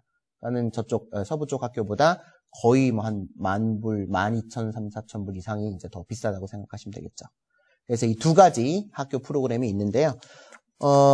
저희가 A, B, C, D, E, F, A, B, C, D, E, F 6개 프로그램이 있는데 실제로 보실 것은 C번하고 D번만 보시면 돼요. 칼류엠에스의 C번, D번, 먼노칼리지의 C번, D번 이렇게 이제 사실은 두 가지 프로그램만 보시면 됩니다. A번은 MBA도 하고 CPA도 하고 학기 중에 CPT 인턴십도 하는 거예요. CPT 인턴십도 하고 이제 OPT 때 취업 보장해서 H1까지 해주는 게 이제 풀 패키지인데요. 보통 CPT까지 미리 돈을 내고 가는 경우는 거의 없습니다. 그래서 그거는 뭐 권하진 않고요. 그래서 CPA를 하신 분들은 D번으로 하시면 되고 CPA를 아직 안 하셨다. 그러신 분들은 C번으로 하시면 됩니다. 자, 그래서 보시면 C번하고 D번만 저희가 실제로 많이 진행을 한다 이렇게 보시면 됩니다. 자, 입학요건은요. 입학요건은 거의 없다고 보셔도 돼요. 입학요건은 GMAT 성적 필요 없고요. 토플 성적 필요 없습니다. 있으면 좋아요. 있으면 좋은데 없으시면은 학교하고 인터뷰를 합니다. 학교하고 인터뷰를 하고 가서 시험을 봐요. 영어 시험을 봅니다. 그래서 영어 시험이 너무 성적이 안 좋으면 ESL을 한 학기나 또는 두 학기를 하셔야 돼요. 한 학기나 두 학기 하셔야 되는데요. CPA를 합격하신 분들은 당연히 ESL 하지 않고요. 그 시험이 별로 어렵지 않기 때문에 웬만큼 이제 대부분 문법 시험이 많아요. 그래서 웬만큼만 하시는 분들은 ESL을 충분히 통과를 하시고 진행을 하시지 않고 바로 들어가는 경우들이 대부분이고 칼류엠에스를 예로 들어보면은 한 54학점 취득하시면은 이제 졸업학점이거든요. 그래서 빨리 하면은 5학기 안에 끝내실 수가 있어요. 근데 이제 학기라고 하는 게 쿼러제입니다. 쿼러제여서 칼류엠에스 같은 경우에는 1월, 4월, 10월 1월, 4월, 7월, 10월 이렇게 4번 학기가 열려요. 그러니까 1년에 4학기가 열리는 거죠. 그러니까는 이제 1월 학기에 입학하시려는 분들은 한 10월 달서부터 준비를 하셔가지고 11월에 서류 다 만들고 12월에 출국을 하는 거죠. 그렇죠? 만약에 7월 학기에 입학하시려는 분들은 이미 다 6월에 다 출국을 지금 다 하셨겠죠. 그죠? 다 출국을 하셨어요. 언제부터 준비해서? 4월서부터 준비해서. 빨리 진행을 하면 빨리 진행할수록 좋은 게 만약에 CPA를 아직 준비를 안 하시거나 합격을 안 하신 분들은 미리 여기서 우리가 온라인상으로 공부를 먼저 예습을 시켜드리거든요. 그래서 여기서 어느 정도 공부하신 다음에 미국에 들어가자마자 바로 첫 시험부터 보시는 것도 좋습니다. 어차피 CPA 시험 미국 가서 보셔야 되는 거니까 한국에 계시면 대부분 괌에 가서 시험 보셔야 된단 말이에요. 그 비용도 뭐 100만 원, 200만 원 들어가니까 미국에 가서 천천히 그냥 한 과목씩. 그래서 이제 저희 쪽의 CPA 합격률이 굉장히 좋은 편이기도 해요. 네. 왜냐면 미국에서 천천히 한 과목씩 보고 또 오프라인도 수업도 듣고 온라인 수업도 병행을 해가지고 같이 들으니까 그래서 이제 CPA 준비하실 분들은 조금 일찍 시작하시는 것도 먼저 CPA만 시작하시는 것도 괜찮아요. 먼저 CPA 준비하시다가 가셔가지고 실제로 시험을 바로 시작을 하시는 것도 방법입니다. 그래서 1, 4, 7, 10월이고요. 그래서 4쿼터이기 때문에 빨리 끝내시는 분들은 5쿼터, 1년 보통 한 1년 한 3개월, 4개월 그렇게 끝내시는 분들도 계세요. CPA 합격하신 분들은 굳이 가가지고 CPA 공부를 하지 않잖아요. 그냥 취업만 준비하면 되니까 바로 CPT 한 학기 끝난 다음에 바로 CPT 신청하셔가지고 일 시작하십니다. 일 시작하시고 그래서 한 1년 한 다음에 바로 뭐 한 학기 이제 한 쿼터 남겨놓은 다음에 끝나고 OPT 신청해서 일을 정식으로 시작을 하는 그렇게 이제 진행하시는 분들도 많이 있고 CPA 준비와 MBA를 같이 하셔야 되는 분들 있잖아요. 그런 분들은 5쿼터, 6쿼터에 끝나기는 조금 무리예요. 왜냐면 밤에는 MBA 수업 들어야 되고 낮에는 또 CPA 시험 준비해야 되고 또 CPA 시험 임박하면은 또 한 달은 또 열심히 공부해야 되고 그렇기 때문에 보통 그런 분들은 1년 6개월, 1년 6개월 아니면 한 1년 9개월, 한 6쿼터나 7쿼터 정도 하시는 게 일반적이에요. 그래서 CPA까지 같이 하시는 분들은 보통 한 6쿼터나 7쿼터 정도를 하시는 게 일반적입니다. 그래서 빨리 하면 이제 5쿼터에 끝내실 수도 있고요. 한 쿼터에 8학점이나 12학점 들으실 수가 있거든요. 그러니까 12학점씩 들으면 50 몇 학점이니까 한 5쿼터면 다 끝날 거 아니에요. 그죠? 그런데 보통은 2과목 들어요. 한 과목이 4학점이거든요. 4크레딧이거든요. 보통 2과목 듣습니다. 그래서 화요일 날 밤에 한 과목, 뭐 토요일 날에 한 과목, 아니면 화요일 날 밤에 한 과목, 목요일 날 밤에 한 과목. 이렇게 이제 2과목 정도 들으시는 게 일반적이기 때문에 CPT 신청하시면 이제 일을 오전 오후에 하실 수가 있어요. 오전 오후에 그렇게 하셔가지고 진행을 하실 수 있습니다. 그래서 거기 A, B, C, D 보시면은 CPA가 있고 학기 중 인턴십 CPT가 있고 OPT가 있으니까 그거를 참고하셔가지고 진행하시면 되겠습니다. 자, 넘겨볼게요. 프로세스라고 되어 있는데 프로세스는 J1 프로세스는 거기 뭐 25번까지 있는데 그냥 참고하시면 될 것 같고요. 자, 한 장 넘겨보시면 MBA 절차 관련해가지고는 F1 비자로 가는 거는 먼저 좀 이게 비용이 굉장히 많잖아요. 그리고 학비도 들어가고 어떻게 보면 인생을 좀 바꾸는, 인생을 완전히 송두리째 바꾸는 거기 때문에 그냥 쉽게 판단하실 일은 아니란 말이에요. 왜 미국인지, 내가 지금 이 시점에서 꼭 정말 미국을 가야 될 건지, 가서 내가 어떤 계획을 가지고 어떤 목표를 하실 건지, 그런 계획이 없으시고 그냥 무작정 가면은요, 실패할 확률이 있죠. 물론 이 프로그램을 통해서 일종의 보험이죠. 그죠? 최소한 취업은 시켜드린다. 그리고 H1 비자는 한다. 그래서 6년은 미국에서 체류하는데 아무 문제 없다. 그리고 대부분은 영주권을 받습니다.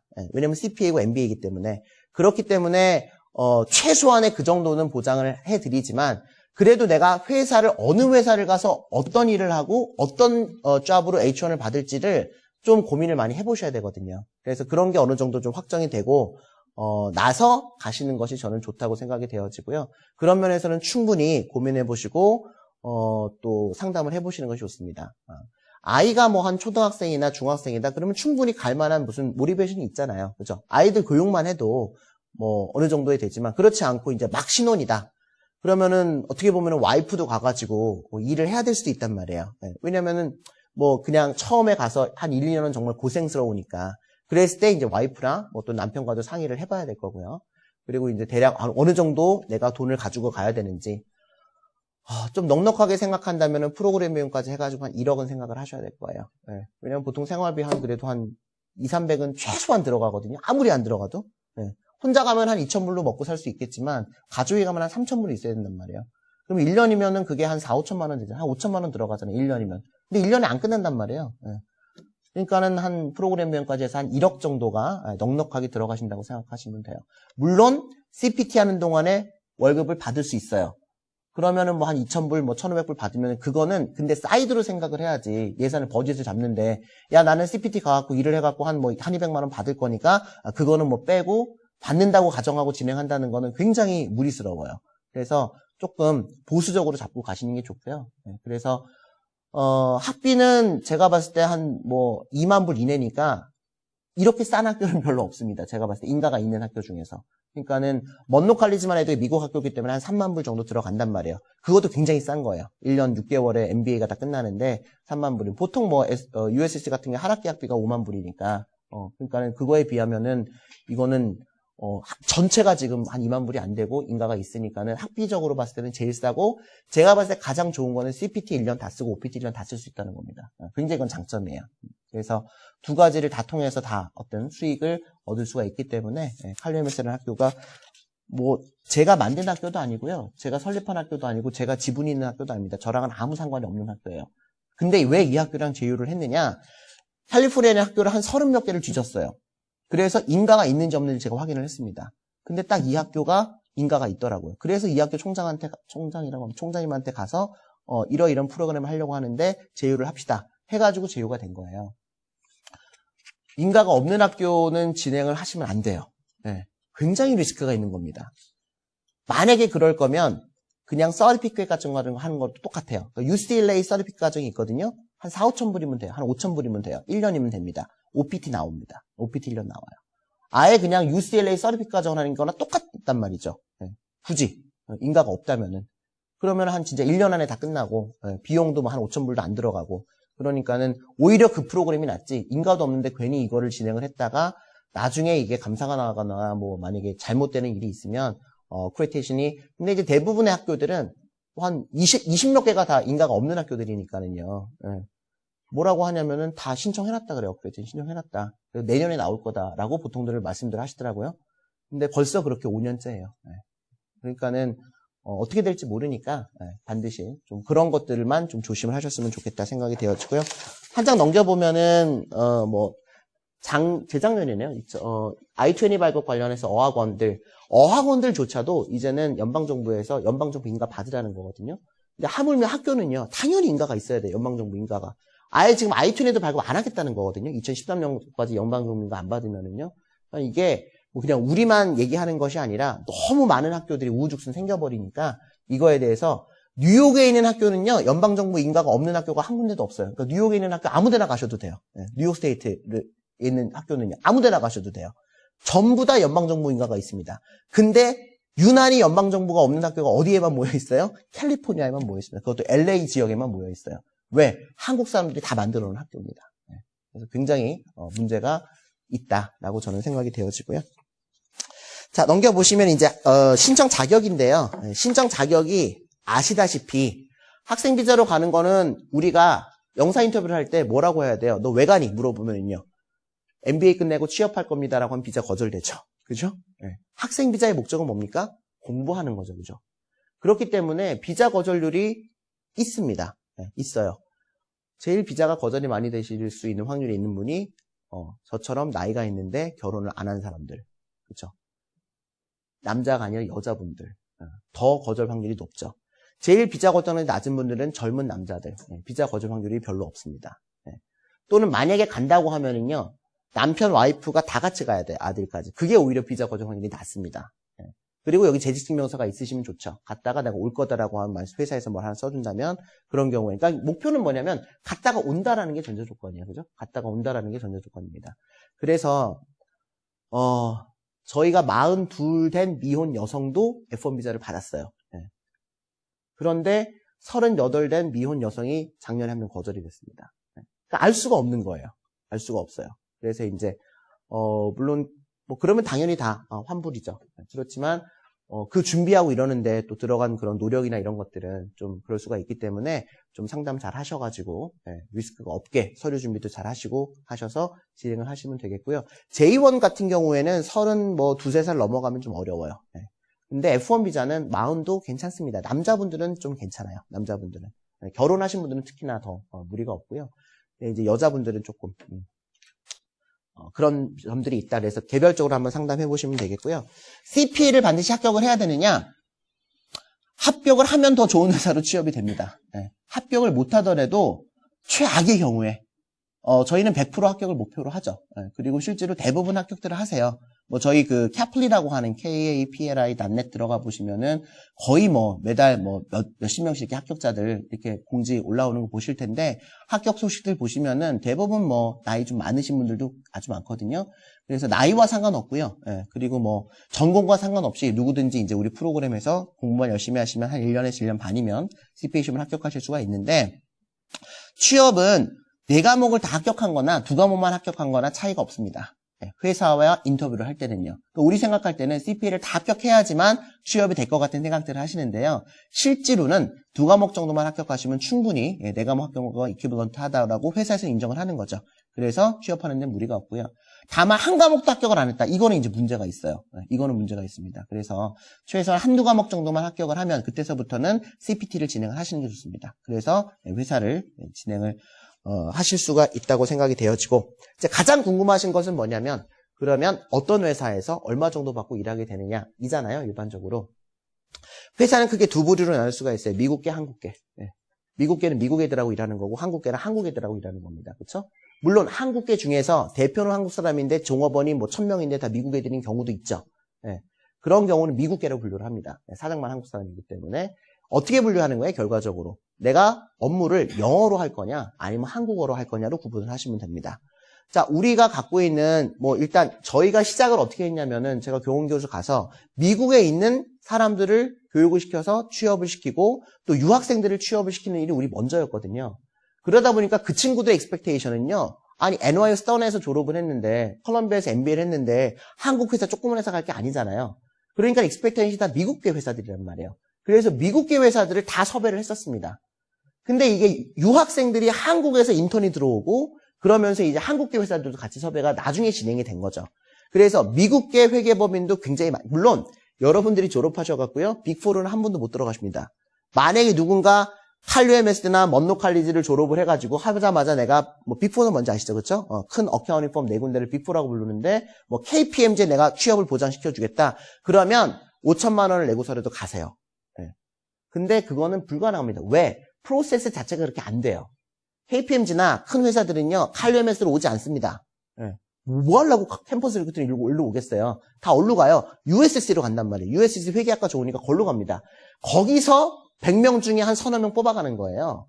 그런데 갑자기 여기서 MBA를 했다고 CPA를 합격했다라고 해가지고 뽑아간다? 그런 경우는 어떤 경우는 내가 KI인 경우는 가능할 수 있어요. 한국 회계사다. 한국 CPA가 있는 경우에는 각 회계법인들의 코리안 디비전이 있거든요. 한국 부서들이 있어요. 거기는 한국말로 일해요. 왜냐면 삼성전자를 감사하고 LG전자를 감사하니까. 그런 경우는 KI가 있는데 칼류엠에스에서 MBA하고 AICP가 있다. 그리고 3일에서 한 3년 일했다. 그런 경우에는 KPMG로 들어갈 수도 있습니다. 딜로이트로 들어가실 수도 있어요. 감사 파트로. 감사 파트로 들어가도 미국 감사 파트가 아니라 한국 감사 파트로 들어가는 KR이라고 우리가 KR 코리안 디비전으로 들어가는 거죠.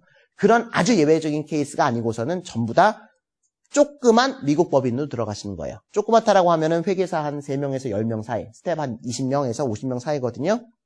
그런데요. 그런 회계법인을 들어가셔야 제대로 일을 배워요. 자, 빅4로 들어가시면은요, 프로퍼리 텍스 하면 하루 종일 1년 내내 프로퍼리 텍스만 해요.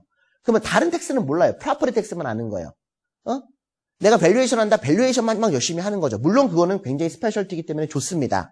그런데 스몰 사이즈 어카운팅 펌으로 가면 어떻게 되냐면 이 펌에서는요, 어떤 기업의 텍스도 하고 어카운팅도 오디트도 하고 리뷰도 하고 밸류에이션도 다 하는 거예요. 그 회사를 내가 책임지는 거란 말이에요. 그래서 그 회사 가서 일하기도 합니다. 직접. 그러면 이 사이클을 다 배우실 수가 있어요. 우리가 공부할 때 했던 것들 있잖아요. 그 회사의 재무제표도 만들어 보고요. 그 회사의 텍스 리턴도 내가 해보고요. 그 회사 감사도 내가 합니다. 물론 이제 파트너가 다르죠. 이렇게 뭐 사베인 때문에. 그런 절차를 거쳐서 2년에서 3년만 스몰 사이즈 펌에서 일을 하시면은요. 그 다음에 빅4로 옮겨가는 거는 제가 100% 개런티할 수 있어요. 왜냐하면 빅4들의 턴오버가 굉장히 심하거든요. 그래서 세컨 티어나 서드 티어 정도의 회계법인에서 한 3년 일했다. 그러면 빅4는 내가 아무데나 가실 수 있어요. 그 다음에는. 그러니까 바로 빅4는 어려우세요. 근데 내가 빅4를 목적으로 한다라고 한다면 반드시 첫 번째 법인은 어디로 가셔야 돼요? 소울 프랙티스하는 한국 법인으로 가시면 안 되고요. 한국 회계사, 남광우 CPA 밑으로 들어가시면 안 되고 내가 이름을 들어보지 못한 무슨 엔드 무슨 CPA라고 되어져 있는 미국 법이나 유태인 법인을 들어가셔야 돼요. 그러려면은 미국계잖아요. 뭐가 되셔야 돼요? 영어가 되셔야 돼요. 학교는 칼렸으면 충분합니다. 어차피 학교 보고 들어가는 게 아니라 CPA 자격증 보고 들어가는 거고요. 그리고 우리가 소개하기 때문에 인터뷰를 잡아주는 거란 말이에요. 근데 인터뷰 잡기 전에 뭐부터 할까요? 우리 이제 직원들이 미국 친구들이니까 미국 친구들이 인터뷰합니다. 네. 그래서 안 되면 그냥 안 되는 거예요. 왜? 그렇게 해서 소개시키면요, 그 다음 사람 인터뷰가 안 잡힙니다. 욕만 먹어요. 그래서 최소한의 커뮤니케이션이 돼야 돼요. 그럼 어느 정도 영어 해야 됩니까? 물어보시거든요. 참 객관화시키기가 어려운데 어떻게 생각하시면 되냐면 전화로 클라이언트하고 싸울 수 있으시면 돼요. 미국 클라이언트하고. 딱 그 정도입니다. 그리고 보스가 뭐라고 시켰는데 excuse me 나오지 않아야 돼요. 그런데 그렇게 어렵지 않아요. 생각보다는.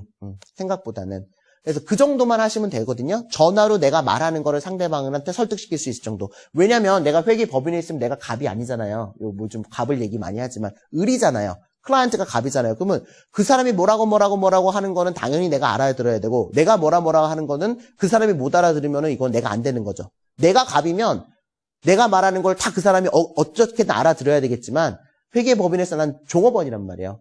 그러니까는 내가 말하는 걸 상대방이 못 알아들으면 이거는 큰일 나는 거죠. 그래서 내가 말하는 게 의사 전달이 돼야 됩니다. 그래서 영어가 어느 정도 되시는 분들은 미국계 법인으로 가시는 거 좋고요. 미국계 회사의 트레저리나 어카운팅 쪽으로 가시는 것도 괜찮습니다. 네. 포지션이 있어요. 아니면 한국계로 가는 거예요. 자, 한국계도 사실 두 가지로 나눌 수가 있습니다. 일반 회사죠. 프라이빗 컴퍼니들. 한국계, 특히나 캘리포니아 쪽은요, 한국분이 성공하셔가지고 로컬 기업 중에 종업원들 뭐 몇백 명 데리고 뭐 포에버 21 이런 데는 뭐 한국 사람이 대표잖아요. 그런데 회계팀이 한 50명 있거든요. 한국 사람 한 4-5명 있는데 그런 팀에 인터뷰 잡힐 수도 있습니다. 그런데 그런 데는 미국 애들이 지금 회계팀에 40몇 명이니까 한국계라고 하기는 좀 어려워요. 영어가 안 되면 인터뷰가 잡히지 않아요. 그런데도. 그러나 거기보다 조금 작은 규모라면 한국어로 의사소통을 하는 기업들이 있거든요.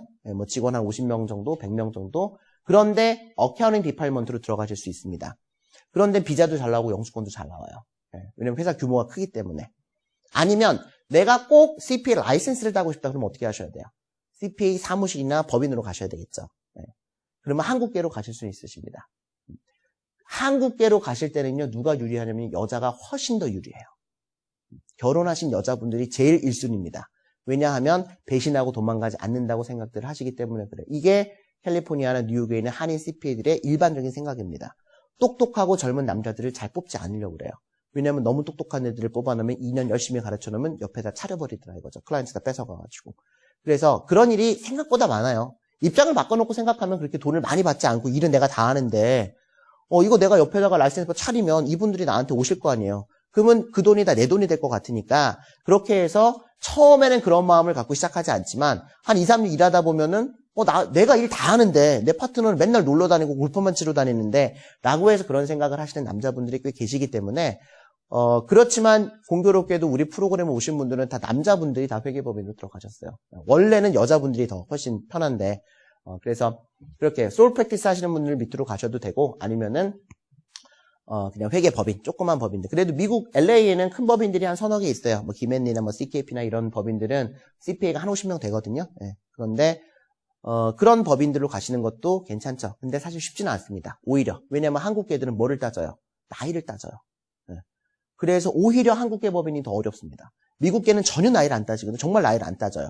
체력만 있으면 돼요. 네. 체력만 버텨주면 되는데 한국계는 내가 체력은 있는데 나이가 있어요.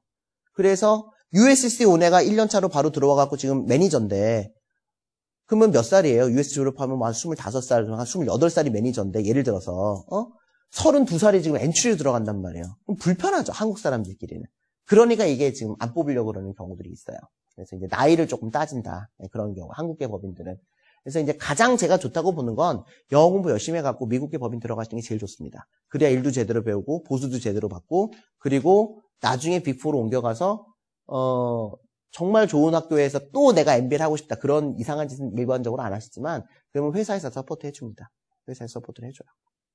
그래서 그렇게 크게 4가지를 구분하실 수가 있으실 것 같아요. 미국계, 한국계인데, 미국계 회계 법인들, 그 다음에 미국계 그냥 프라이빗 컴퍼니, 그 다음에 한국계 법인이나 솔 프랙티스 하시는 CPA 분들, 그 다음에 한국계 기업들. 텍스 프랜차이즈 하는 데들 있어요. 뭐, 리버리 텍스, H&R 뭐, 또는 뭐, 휴렛, 뭐, 저쩌고, 그런 데들은 CPA가 들어가는 회사는 아닙니다. 그런 데는 이제 자체 교육이 한 3개월 있거든요. 그래서 고등학교 정도 졸업하셨거나, CPA는 아니고, 그냥 어카운팅 전공을 좀 하신 분들 같은 경우에 한 3개월 교육 받으면 거기서 보통 채용을 해요. 그래서 이제 거기서 일을 하실 수는 있죠. 근데 거기서는요, 일을 배우실 수가 없는 게, 인컴택스만 합니다. 인디비전 인컴택스만 해요, 일반적으로. 그래서, 보통 이제 고등학교나 전문대 정도 졸업하신 분들이 일하는 그런 텍스 프랜차이즈들이 있죠.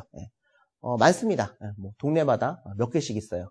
대부분의 회사들은요, 1월에서 4월 달면 오픈합니다. 그때 텍스 시즌이기 때문에. 그리고 5월서부터 문 닫아버려요.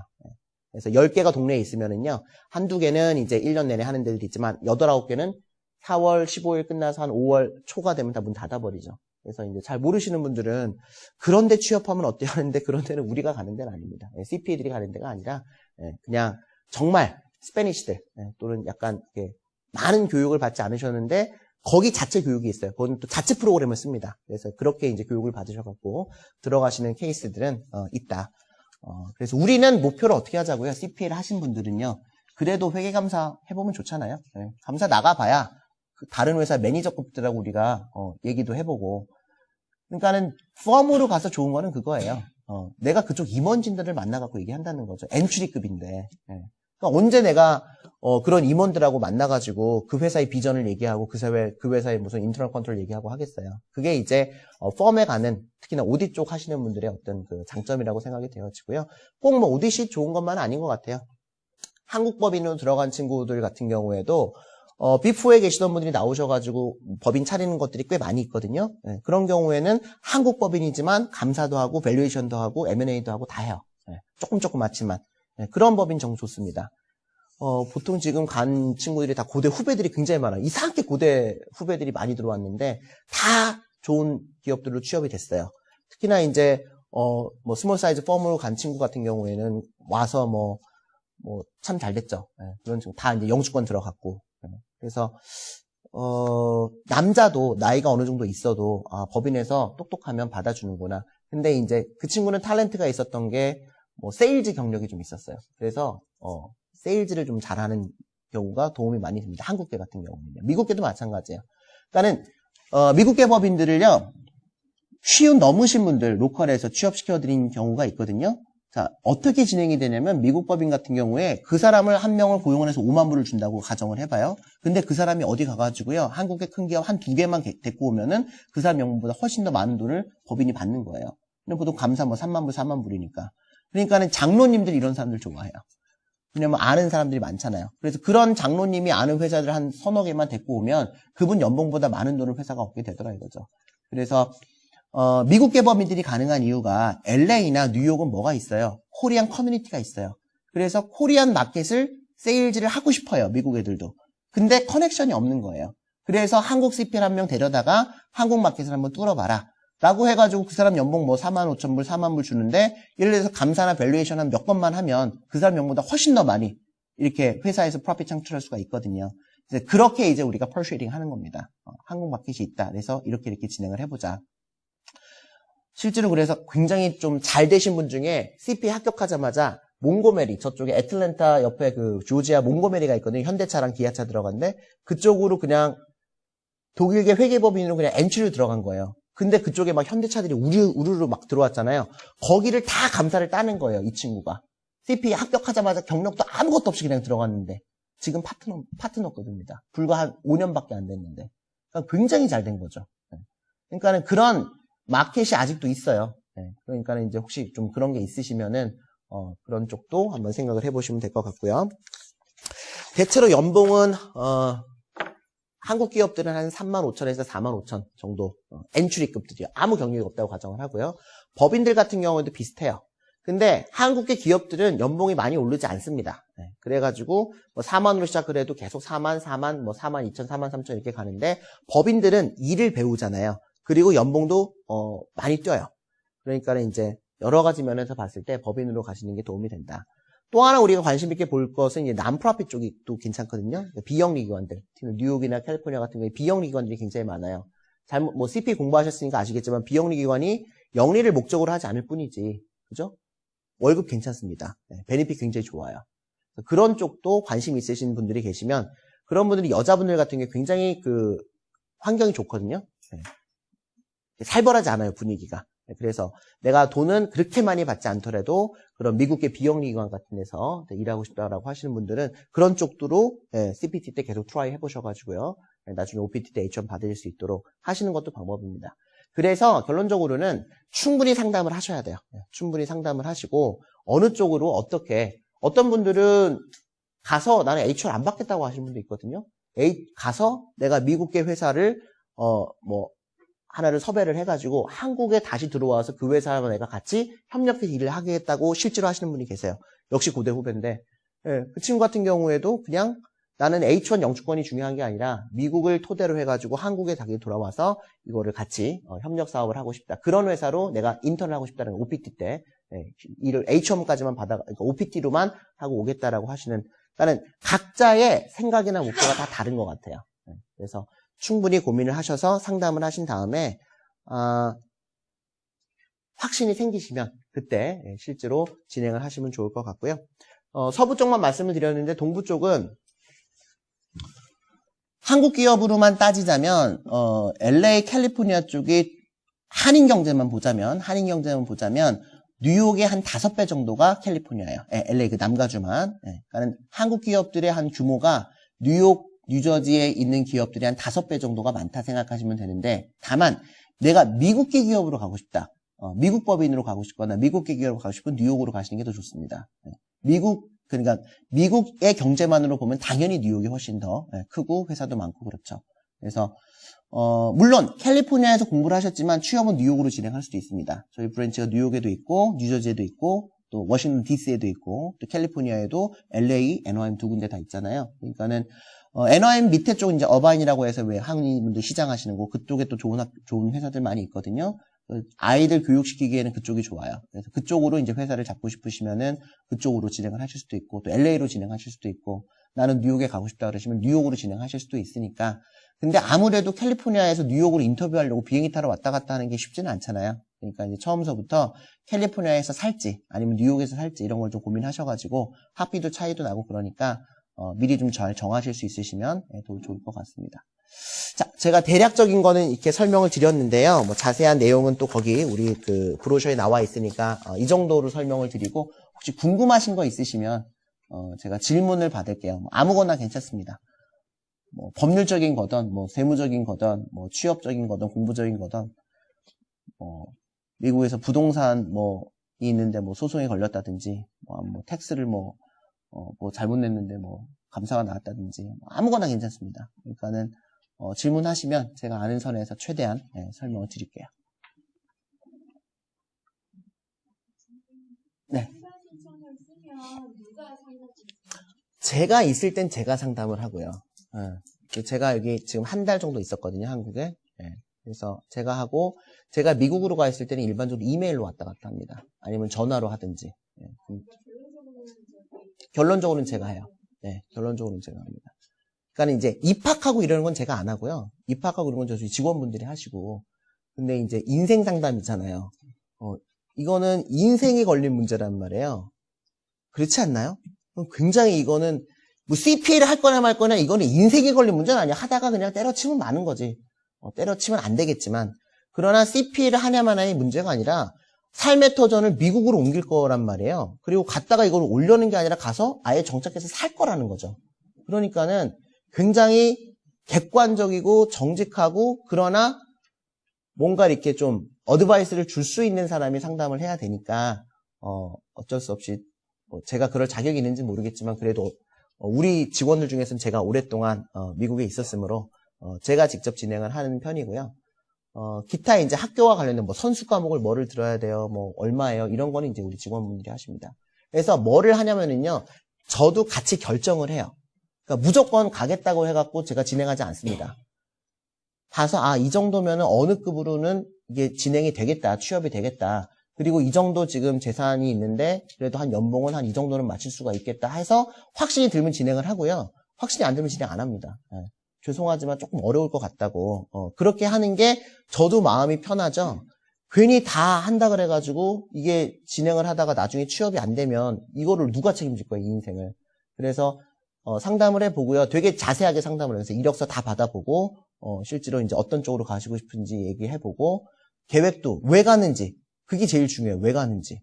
왜 가는지가 제가 설득이 좀 됐으면 좋겠어요. 이 정도면은 충분히 가서도 되겠다. 근데 기회는 굉장히 많아요. 제가 봤을 때는. 특히나 AICPA는 지금 한국에서 별로 이렇게 좀 그렇잖아요. 솔직히. 그런데 미국에서는 이게 그래도 인정을 많이 받는 자격증이란 말이에요. 그러니까는 AICPA를 하신 분들 같은 경우에는 아니 한국에서요 자리 잡고 잘 사시면은 굳이 저는 미국 갈 필요 없다고 생각하거든요. 왜 가요? 고생이에요. 가면. 그러니까는 저는 가능하면 안 갔으면 좋겠어요. 너무 와가지고 고생만 하고 진짜 한국에서 갖고 있던 재산 다 날리고 뭐 진짜 이 신문 문제 때문에 어려움 겪으시고 그러신 분들이 너무 많아요 주위에. 아니 정말 황당하게 오는 분들이 많더라니까요. 뭐 영주권 한다고 막 진짜 7천만 원, 8천만 원을 썼대요. 영주권 준다고. 그 돈을 왜 쓰는지 모르겠는데 그랬는데도 제대로 뭐가 안 되고 막 5년 걸리고 6년 걸리고 해가지고 정말 인생 이상하게 되시는 분들이 너무 많아요. 그래서 제가 생각했을 때 내 동생이 있다면 내가 간다면 어떻게 할까? 저는 이 프로그램을 가겠어요. 정상적으로 MBA 해서 돈도 많지 않으니까 해서 미리 준비해갖고 CPT하고 OPT 해서 충분히 기회가 너무 많거든요. 갈 수 있는 기회들이. 그렇게 해서 H1 받는 게 정상적인 방법이고 그래 봐야 뭐 한 3, 4천만 원밖에 안 들어가니까. 아니 학비가 2만 불이지. 학비가 2만 불이 실제로 뭐 피는 1,000만 원 정도니까 그렇게 들어가는 게 낫지 않겠냐라고 해서 이 프로그램을 만든 거고 아까도 말씀을 드렸지만 내가 UCLA 가겠다, 하버드 가겠다 그러시는 분들은 이 프로그램을 하실 필요가 없어요. 그 길로 가되 어떻게 하시자고요? 미리 제대로 취업 준비하셔가지고 충분히 할 수 있습니다. 혼자서도. 그 정도 학교로 가셔가지고 준비를 하실 정도의 열정이 있으시면은요. 굳이 이렇게 보험을 들면서 하실 필요 없어요. 다만 확실하게 말씀드리는 거는 1학년 여름방학 때 인턴 못 잡으면 취업 못하니까 1학년 이렇게 가자마자부터 취업을 하셔야 된다는 거죠. 그거만 명심하시고 가시면 그런 좋은 학교들로 뭐가 오니까 캠퍼스 리크루팅이 오니까 그 리크루팅을 잡으시면 돼요. USC 가시면 그 리크루팅 잡으시면 됩니다. 못 잡으면 이제 문제가 되겠지만 그러니까는 여러 가지 길 중에서 여기에 맞는 분들이 계실 거란 말이죠. 제가 봤을 때는. 지금까지 가신 분들 보면은 굉장히 학벌이 다 좋으세요. 뭐 서울대 다 고대 후배들이 제일 많고 이상하게 연대생들이 없어요. 이대생들은 몇 명 있었는데 연대는 한 명도 없었어요. 고대는 거의 10명 가까이 돼요. 이상하게. 어제 상담 오신 분도 고대 후배였고. 그래서 그런 분들이 그래도 가서 잘 정착해갖고 하는 거 보면은 보람이 있거든요. 그러니까 상담하셔가지고 진행하시면 좋겠어요. 또 다른 질문.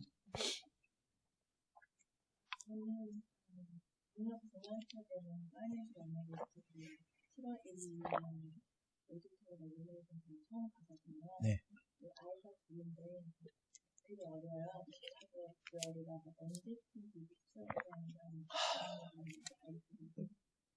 미국은 왜 가시려고 그러세요? 여기서 지금 현재 파이낸셜에서 일을 하고 계시는데.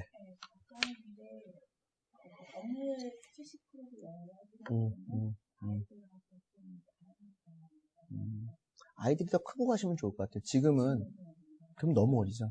애들이 지금 가서 영어를 배울 것도 아니고 24개월인데 뭘 배우고 있어요. 아직은 아닌 것 같고요. 한 초등학교는 들어가야 될 것 같아요. 지금은 한국에서 돈을 더 많이 버시고요.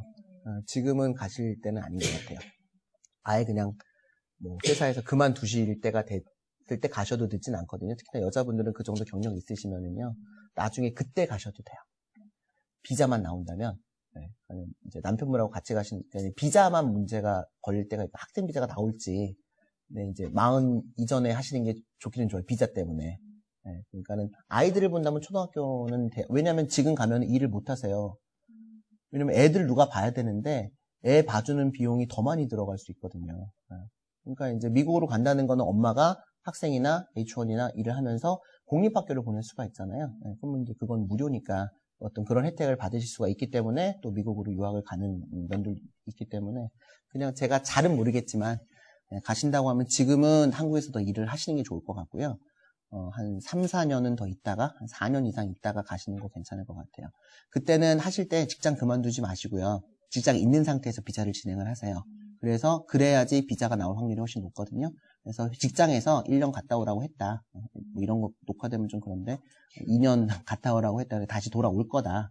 라고 하는 게 있는 상태에서 가면은 비자가 나오기가 어렵지가 않은데 직장을 그만둬 버리시면 그러면 이제 나이가 40이 넘어가는 경우에는 비자가 조금 어려울 수가 있으니까는요. 미리 오셔가지고 상담하셔서 다 비자 받은 다음에 그때 직장을 그만두시는 게 좋을 것 같아요. 또 다른 질문요?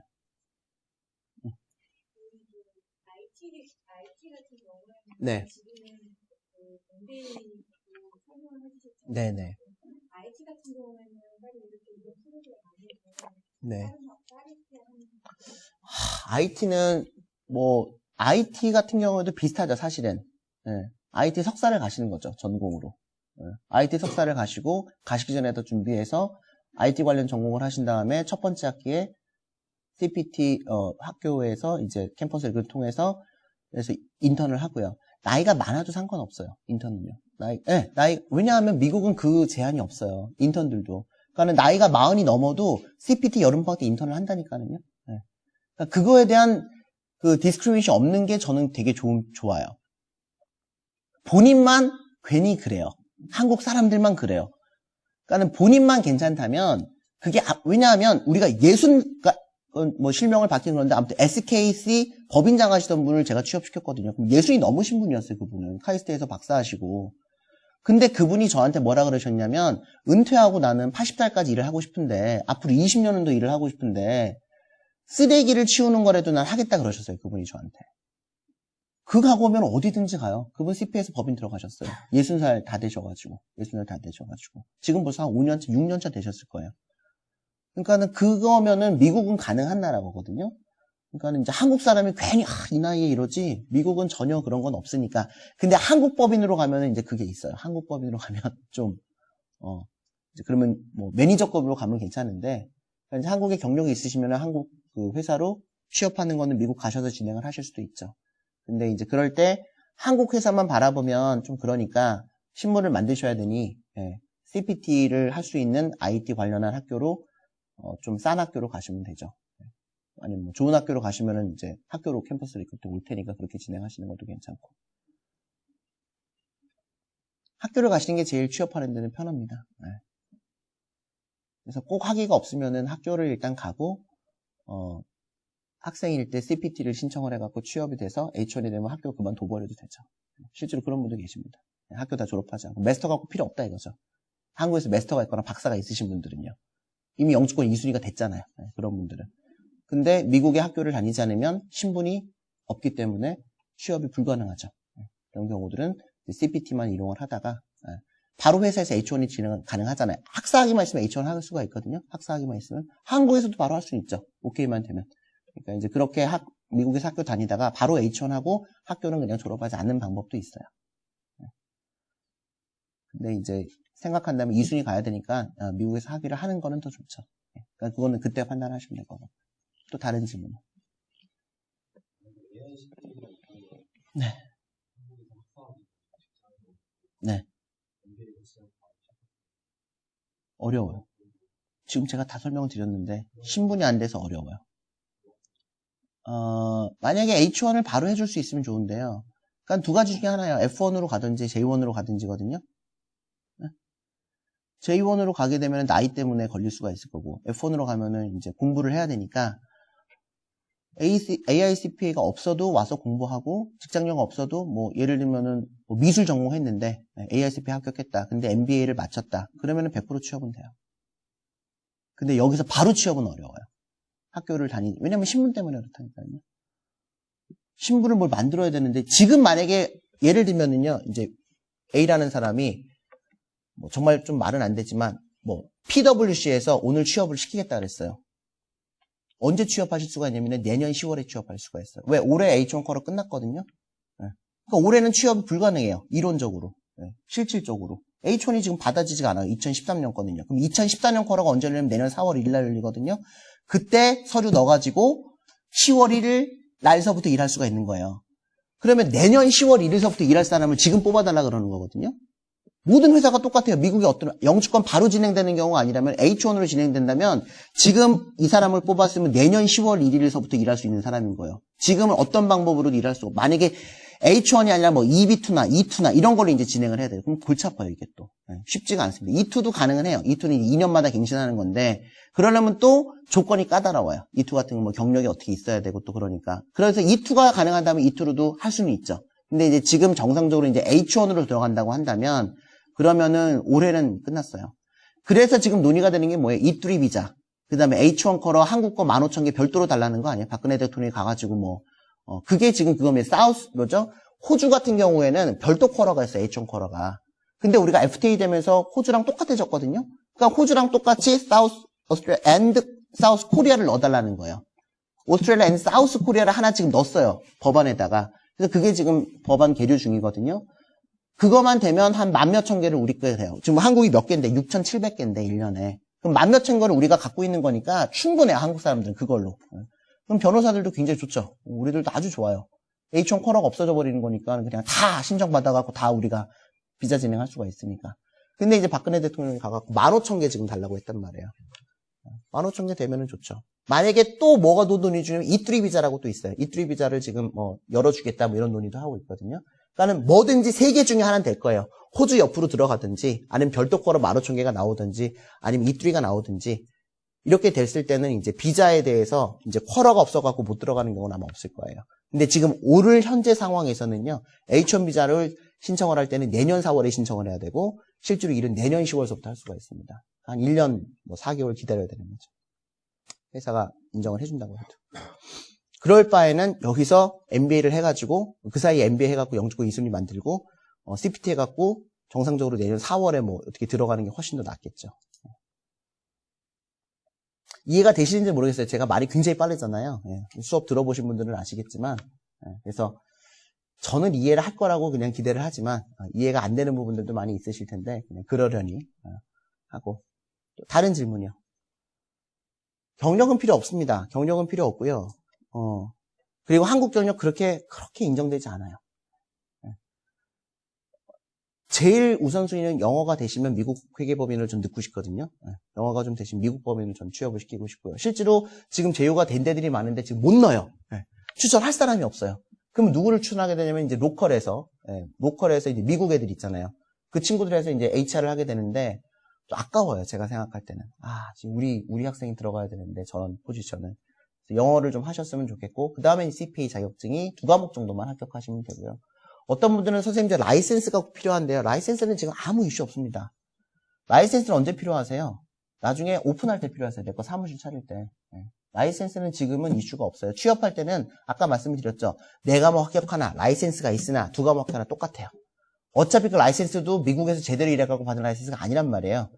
법인에서 인정하지 않습니다. 의미가 없어요. 그 라이센스라고 하는 것이. 이력서를 봤을 때 어떤 일을 했느냐가 중요한데 미국에서 일한 일이 아니라면 다 의미가 없는 거라고 생각하시면 됩니다. 그래서 라이센스는요, 나중에 법인에서 일하다가 받게 되시면 어느 주 라이센스 갖고 있느냐도 의미 없어요. 아무 주 라이센스 하나만 갖고 계시면 돼요. 그러면 이제 CP라고 쓸 수는 있으니까, 명함에다가. 그리고 내가 나중에 뉴욕에서 오픈하고 싶다 그러면 그때 뉴욕주 라이센스 하나 더 받으시는 거예요. 예를 들면 내가 메인주로 봤다, 시험을. 그럼 메인주 라이센스 받게 되시잖아요. 그죠? 그 다음에 메인주 라이센스가 뉴욕주로 트랜스퍼 된다 이런 표현을 쓰시는데 그거는 정말 엄한 얘기예요. 라이센스라는 거는 트랜스퍼 되지 않습니다. 라이센스는 내가 메인 주권 갖고 있고요. 뉴욕 주권 하나 더 받는 거예요. 운전면허증은 뉴욕에서 메인에서 있다가 이사를 가면 메인 주권 없어지고 뉴욕 주권이 새로 생기는 거기 때문에 트랜스퍼라는 표현을 쓰거든요. 근데 라이센스라는 건 트랜스퍼가 되는 게 아니라 메인 거 갖고 있고 내가 뉴욕에다가 하나 더 신청을 하는 겁니다. 그래서 하나 더 받는 거예요. 트랜스퍼 되는 게 아니라. 그러니까는 내가 뉴욕에 계시는 분은 뉴욕, 뉴저지, 커네티컷에서 3개 라이센스 갖고 있는 계신 분들이 좀 있거든요. 그러면 3개 사무실 다 차리는 거죠. 근데 내가 뉴욕에다가 차리고 싶은데 뉴욕 라이센스가 없다. 그러면 어떻게 하시면 되냐면 뉴욕 라이센스 갖고 있는 애 하나 찾아가지고요. 파트너십 하시면 돼요. 그럼 나는 뭐 메인주 라이센스 갖고 있는데 뉴욕에서 같이 일을 하실 수가 있어요. 그러니까 굳이 그 라이센스 때문에 너무 고민을 하실 필요는 일반적으로는 없습니다. 언제 필요하냐면 오픈할 때 필요한 거고 취업을 할 때는 아무 도움은 안 돼요. 라이센스가 있다라는 게. 오히려 미국에서 인턴을 6개월 해봤다는 게 훨씬 더 도움이 됩니다. 취업을 하실 때는요. 그러니까 이제 라이센스를 많이 생각들을 하시는데 정말 그거는 한국식 사고 방식이고요. 미국에서 취업할 때는 익스피리언스, 그다음에 회계사 시험 다 붙을 필요도 없어요. 한 2개 정도. 레귤레이션하고 페레 정도 붙으시는 게 좋아요. 오디시나 BEC는 실제로 실무하고 큰 상관이 없기 때문에 법인으로 가는 경우는 오디시 필요하지만. 그래서 바로 근데 인터뷰는 바로 알거든요. 그렇잖아요. 뭐 LLC하고 LLP하고 뭐 다르냐 물어보는데 답 못하면 LLC가 뭐예요? 이렇게 하면 황당하잖아요. 다 우리 공부한 건데. 그잖아요. 그죠? 예. 뭐 페이롤 텍스 할 때 파이크하고 푸트하고 어떻게 다니냐 이런 거 물어본단 말이에요. 그 정도는 대답을 해야 되죠. 우리가 공부를 했으니까. 예. 그러니까 공부를 한 애하고 안 한 애하고 엄격하게 차이가 나요. 그러니까 공부는 하셔야 돼요. 공부를 하셔야 됩니다. 그래서 CPA 시험을 정말 합격이 안 되는 사람들은 최악의 경우에는 CPA 시험 나는 준비가 됐다라고 이력서에 쓰시는 분도 있어요. 시험 볼 자격이 됐다. 못 붙으시는 분들도 가끔 있죠. 네, 그런 경우에는. 또 다른 질문이요. 제 질문이 이렇게 많지 않다는 거는 제 설명이 너무 완벽했거나 아니면은 전혀 알아듣지 못했다거나 그럴 텐데 질문이 없으시면 이것으로 정리를 하려고 합니다. 저희 사무실이 저 옆에 있어요. 422호거든요. 이 건너편에. 그래서 원래 저희 사무실에 조그만 그 강의실이라고 그러는 회의룸이 있어요. 한 10명에서 한 12분 정도 같이 이렇게 그룹으로 토의할 수 있는 방이 있는데 신청을 거의 20분 넘게 해주셔가지고 저희가 이제 이쪽 방으로 옮겨가지고 오늘은 진행을 했는데요. 혹시 상담을 받고자 하시는 분들이 계시면 따로 날짜를 잡으셔가지고 상담을 받으시면 좋겠고요. 저는 이제 다음 주 목요일 날 뉴욕으로 들어가고 8월 말에 다시 와서 9월 한 달 동안 이제 한국에 있을 예정이니까 혹시 10월에 지금 7월은 너무 늦었고요. 캘리포니아 쪽에 10월에 진행하시려고 하시는 분들이 계시면 이메일 주시면 좋겠고요. 이메일 주소는 적어드릴게요. 이름이 남광우인데요. 남자여서 남씨고요. 평범한 이름인데 어느 날 또 광우병이 돌기 시작해가지고 굉장히 외우기 쉽죠. 남러고 그다음에 HOT 메일이거든요.